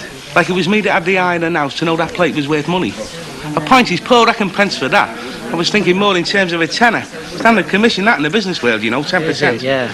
If you're feeling really generous, you might make it 15%. Oh, and before you run out and get a calculator, that's 15 quid. Fancy. And there's something else you should be considering. Yes, I've been surprised if there hadn't been. To put it delicately, you need me to keep me gob shut to the plate's previous owner, and Mrs. Betty Turpin of this parish. Oh, get knotted, Yates. Oh, it's in a right cranky mood tonight, isn't it? Right, is it? Can I have a word in your shell, like? Like what? Well, we'll just have the pint first, otherwise I might die of thirst before I get there. Right. Yeah, I got a message you wanted to see me. Oh, yeah, come in, Eddie. I don't normally come in married ladies' houses unchaperoned, on account that they're always pushing me again on the couch and pressing their bodies against me, you know. I'll try and restrain myself. What was it you wanted? Is this piece of pie going spare? Yeah, help yourself. You haven't got any custard, have you? No. Oh, it would have been nice with a bit of custard, this. Still, piece of pie in the hand is worth a dozen in the window, innit? You were saying? That plate. Oh, yeah. Just been having a chat to your husband. Don't like your husband, you know. Never have done. You'll eat his grub. Oh, yeah, but that's because I'm an opportunist, you see. Never let your principles come between your hand and your mouth. It's always been my motto. Listen, that mate of yours that said it was worth 100 quid. Oh, aye. Will he buy it? Oh, I like a shot. Right, then, he can. What's in it for me? £5? 10? Right. Right. I'll see to it this afternoon. Nice bit of pie, this. God, we're all on double vodkas, except Mavis, and she's on treble. Don't tell me, tell the bar staff. I'll see you. You miserable lot of... Hey, listen, I'm giving Betty 5 quid, so good help her. See you later. Ta-ra, see you in church. Okay, Well, no, register listen, office, what? stay reasonably sober. Of course I will. Hey, are you fit then, Stan? I'll see you later, Chuck. Don't make promises you can't keep, Stanley. All right, Betty, love. Well, I mean, you've only the women to look after now, haven't you? Yeah, well, go on, get off. Keep your eye out. All right, then. Ta-ra. Ta-ra, Hey up, see you, lads. Fred. That's one gin and tonic, one vodka and tonic, a sherry and a dry martini, right? Right. Listen, I think we should have a bit of something. Well, that's fair, isn't it? What do you think? Well, £1 to start off with. That won't go so far, will it? Come on, Hilda, pull a chair up. Yeah, come and join the old married women. Oh, speak for yourself. Well, come and join the old married women and the old single women. You're only jealous because I've got all my life in front of me. Oh, they keep happening, don't they? What do, Hilda? Weddings. I mean, folk will keep taking the plunge no matter how often they're told the water's freezing. Very true is that, Hilda. Very good. Oh, I'm not just a pretty face, you know. Really, are they? Oh, great. I think Hilda's trying to get you to change your mind here. Oh, it's a bit late for that, isn't it? Rubbish. There's a midnight train to London. I don't want to change my mind. I love wonderful. How do you know? Well, I've got this secret lover whom I can't name because the scandal might bring down the government. Anyway, here's to us, well. Cheers. All the best. Hey, listen, we're having a pound kitty. Oh, not till we spent else money, we're not. Cheers, love. Cheers. All the best. Much happiness to both of you. Same here, lovely. Well, this time tomorrow. You've been Mrs. Alfred Roberts. Hey, Mrs. Alfred Roberts. It doesn't sound bad, that, does it? Sounds very posh, in fact. You know, I hadn't realised Alf had a posh name. Changing the name over the shop. Oh, no, I mean, it's well known as Renee Bradshaw's now, isn't it? And it reminds you really are and all. I'm all for it. Oh, I'm not bothered about that. Aren't you just a little bit scared? Well, not scared so much as apprehensive. And I'm not talking about that, Rita, even though you think I am. Never crossed my mind. I mean, you never talk about things like that, do you? Well, not straight out in the open, but you do a lot of into. I do not. Yes, you do. Oh, will you stop it, you two? How do you mean apprehensive, Mavis? Well, whether you're doing the right thing. Oh, heck. Invited to your engagement party and you end up sending me. Oh, there's no chance of that, none at all. I should think not, indeed. No, it's very nice, this married life, you know. Of course, it has its ups and downs, but... Well, you've always got a mate within arm's reach. You know, you're never on your own. Dead right there, Hilda. Not like Emily is now. Well, it's all new to her. I mean, you know, I know what it's all about. Well, I know as much as I ever will do. Hey, now, look, you know, nobody feels more sorry for Emily than I do, but, look, this is a party, not a wake, eh? Yeah, you're dead right. Come on, sup up and I'll get them all in together. I get drunk on 2 sherries. Oh, you've got to be paralytic then. I'm not. Oh, we'll see about that. It's grand though, isn't it? I mean, not being cluttered up with fellas. Yeah. Hey, I hope Alf's all right. Of course he will be. I told Len to keep his eye on him, and if he didn't, I'd murder him.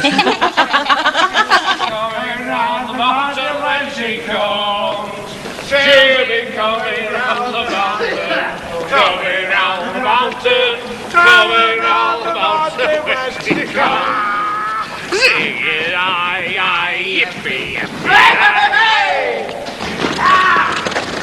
See that left with a foul. It's only a foul if I break your leg. Right, I'm in goal. Anyone who scores gets it quick. Ready? We are the champions! What do you expect? You see him double? Look at him. I am not drunk. You're as tight as a tin man. In his eyes. It's got to prove a people who drink, do you? No, it's disgusting. Oh, no, we don't want to wake everybody up, do we? Especially my bride-to-be, Renee. that was my waking Hilda up, you know, the way I felt, right? Disgusting. Well, that's it then. Everybody home. Mum is in London. Well, you can keep at my place if you like. Yous are a gentleman and a scholar. True. Come on, Right, come on then. Come on, then, That's mate. it. Quietly. Give us a song. Oh, sure. That's all. Hey, look what I've got here. We can have another drink. A drink to a very nice fella. A fella who tomorrow walks bravely to his death and to a dog. He won't do well now when he gets his leg. Hey, Stanley, what am I talking about using bad language? I'm sorry. To a very nice fella then. Yeah. Oh, what a waste. All right, that's enough. Isn't it about time you were all going home like good little boys? Yes, we're just going up, sir. Excuse me. Leave it, Len. You don't know who you're talking to, do you? Don't tell me. Reginald Bosanquet. I only happen to be a counsellor, that's all. Just get off home, eh? You don't believe me, do you? Len, leave it. Get off home. No, I'm going to prove it to her. My lovely lady wife will identify me. I'm warning you, sir.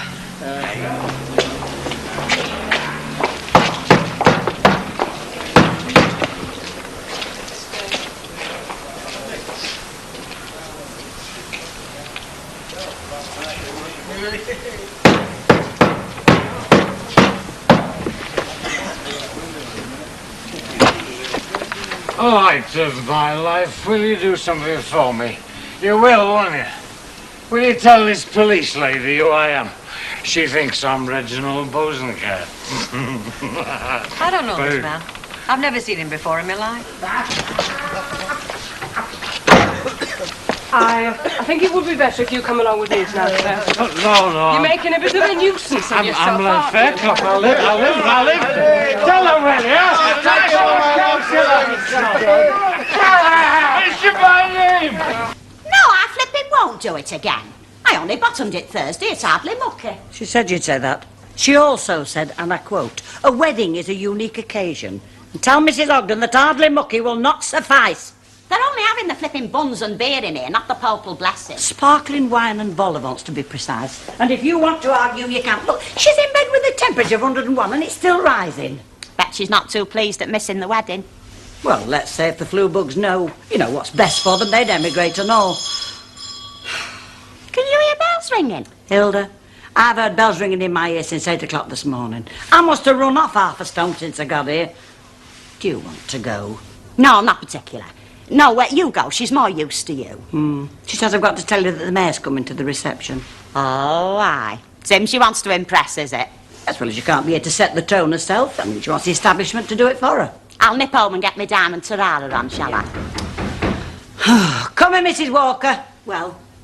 Oh, I'll give it a quick dust. Any road. Nobody bothered for me and Stan. Bother about what? Well, to make it a unique occasion. If they had, things might have been different. Perhaps if we'd started us honeymoon on a golden coach instead of a 94 bus, the whole course of us lives might have been changed. Yeah.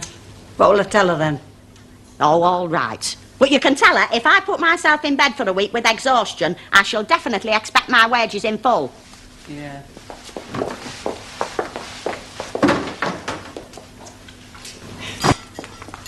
This isn't really my job at all, you know.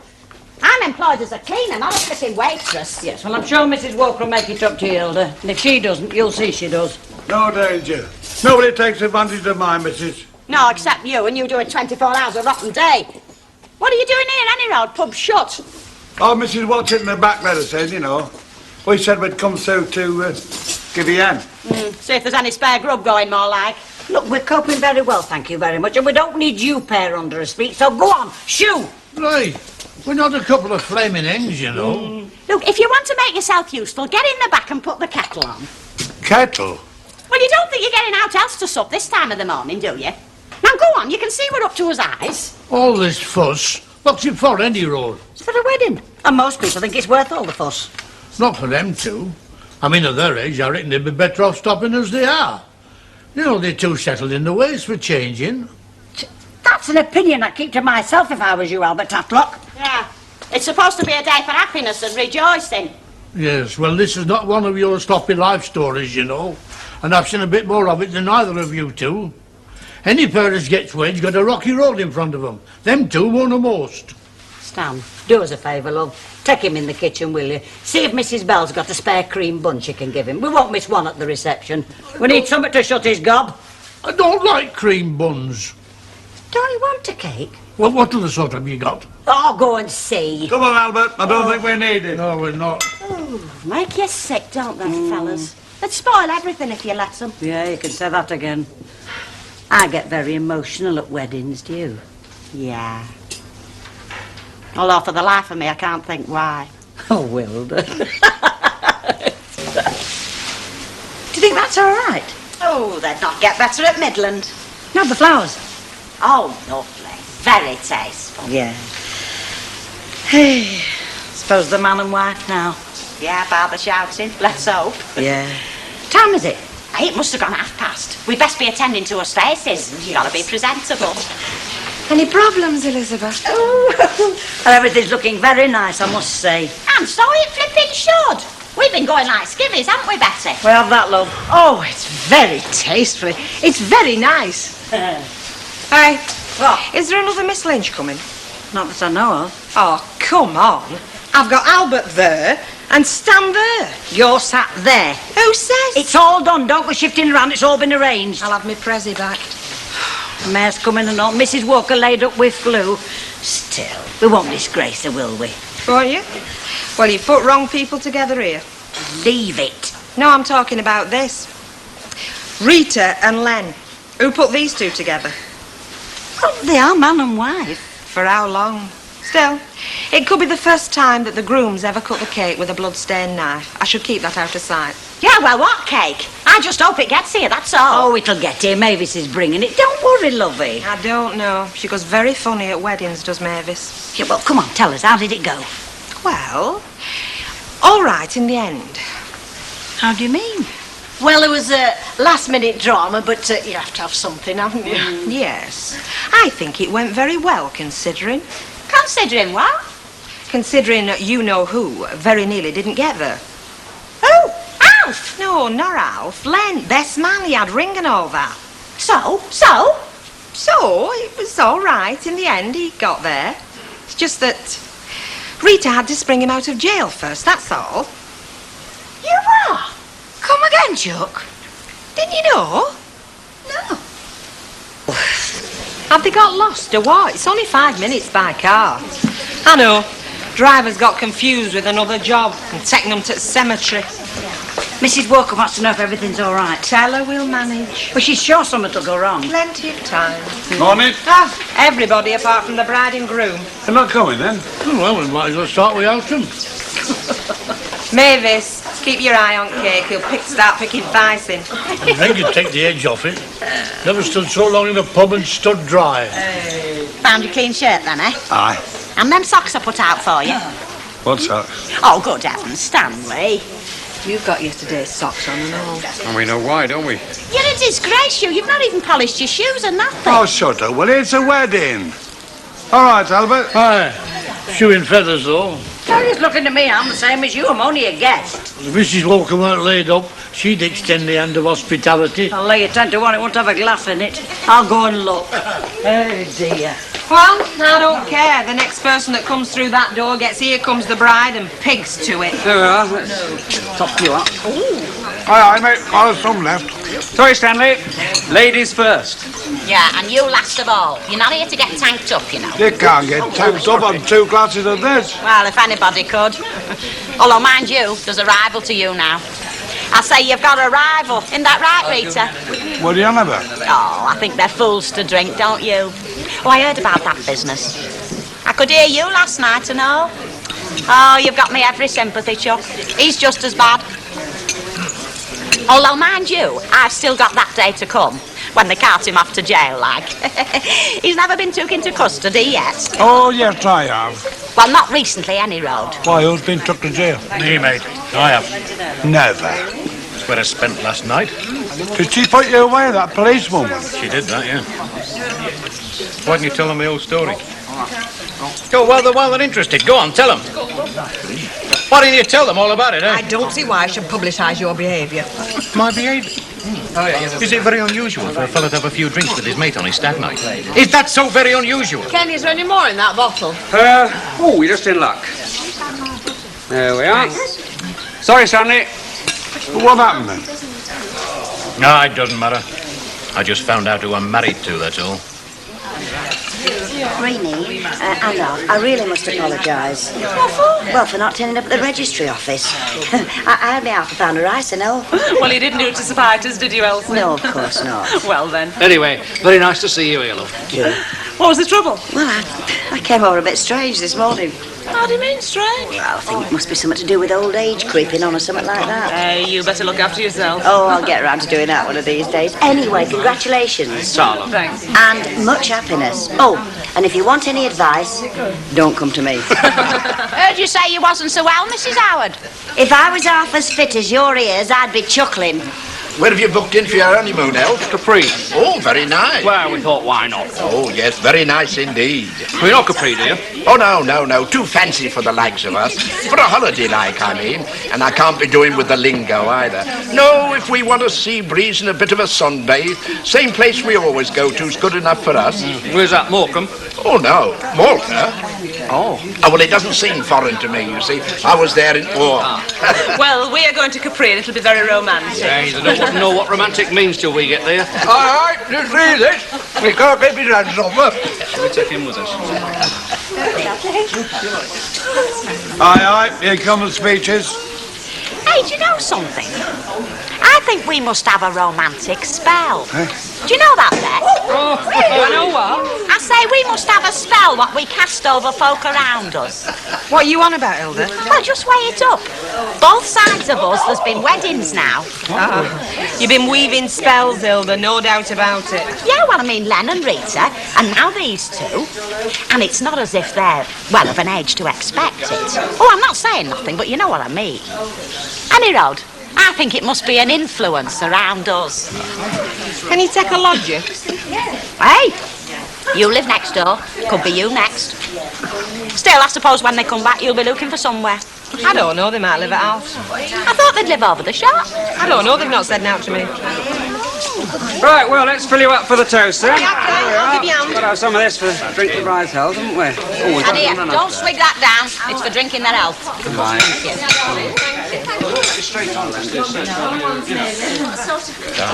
What's he doing? It should be Len. Ladies and gentlemen, friends, if I can call you friends, I know that you're all friends of Reenie and Alfred's, and I hope that number includes myself, even though we're not personally acquainted.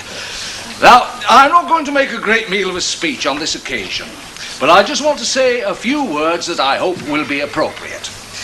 As you know, I'm not Reenie's father by blood, but I just want to say this. Had he been able to see her today, and to see her happiness, he'd have been a very proud man. And I'm sure that he's with us in spirit, and wishing her and Alfred all the best.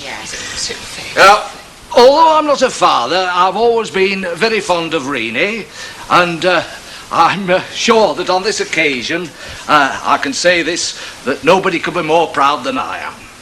In fact, when Daisy first introduced me to her daughter, I thought to myself, hey, she's a cracker. She deserves a good husband.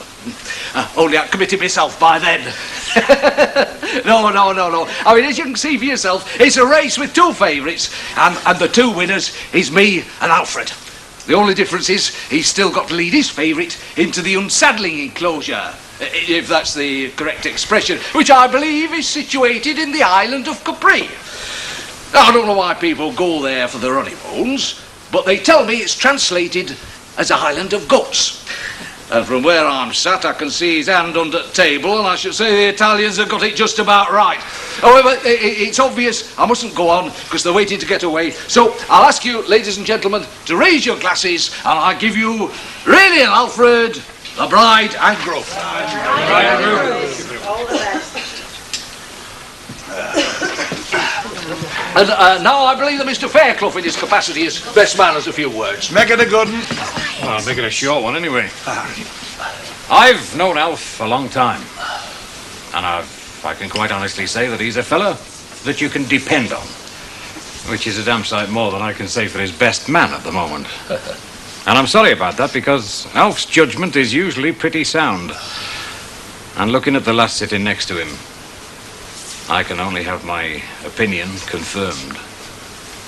She'll never have any cause to disown him. Because they're going to stick to each other, they're going to stand by each other through thick and thin, through rough and smooth. Because that's the sort of people they are. And I know that they're going to be happy. It's going to be a happy marriage, so I give you a toast too. A happy marriage, Alf and Renee.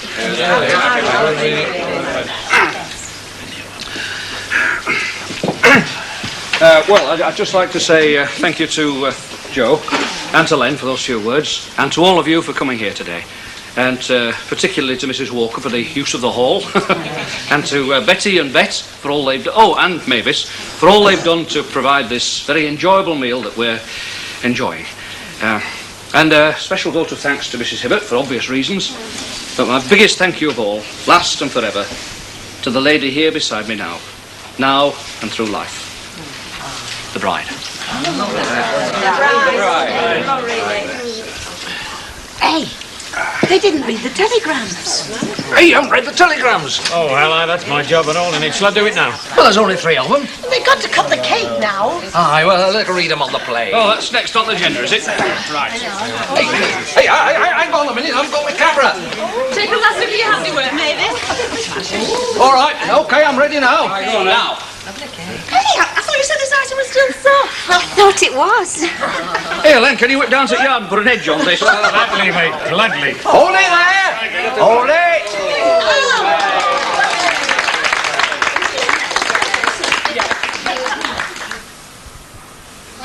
I reckon it must have been that champagne. That's because your sister's not used to it.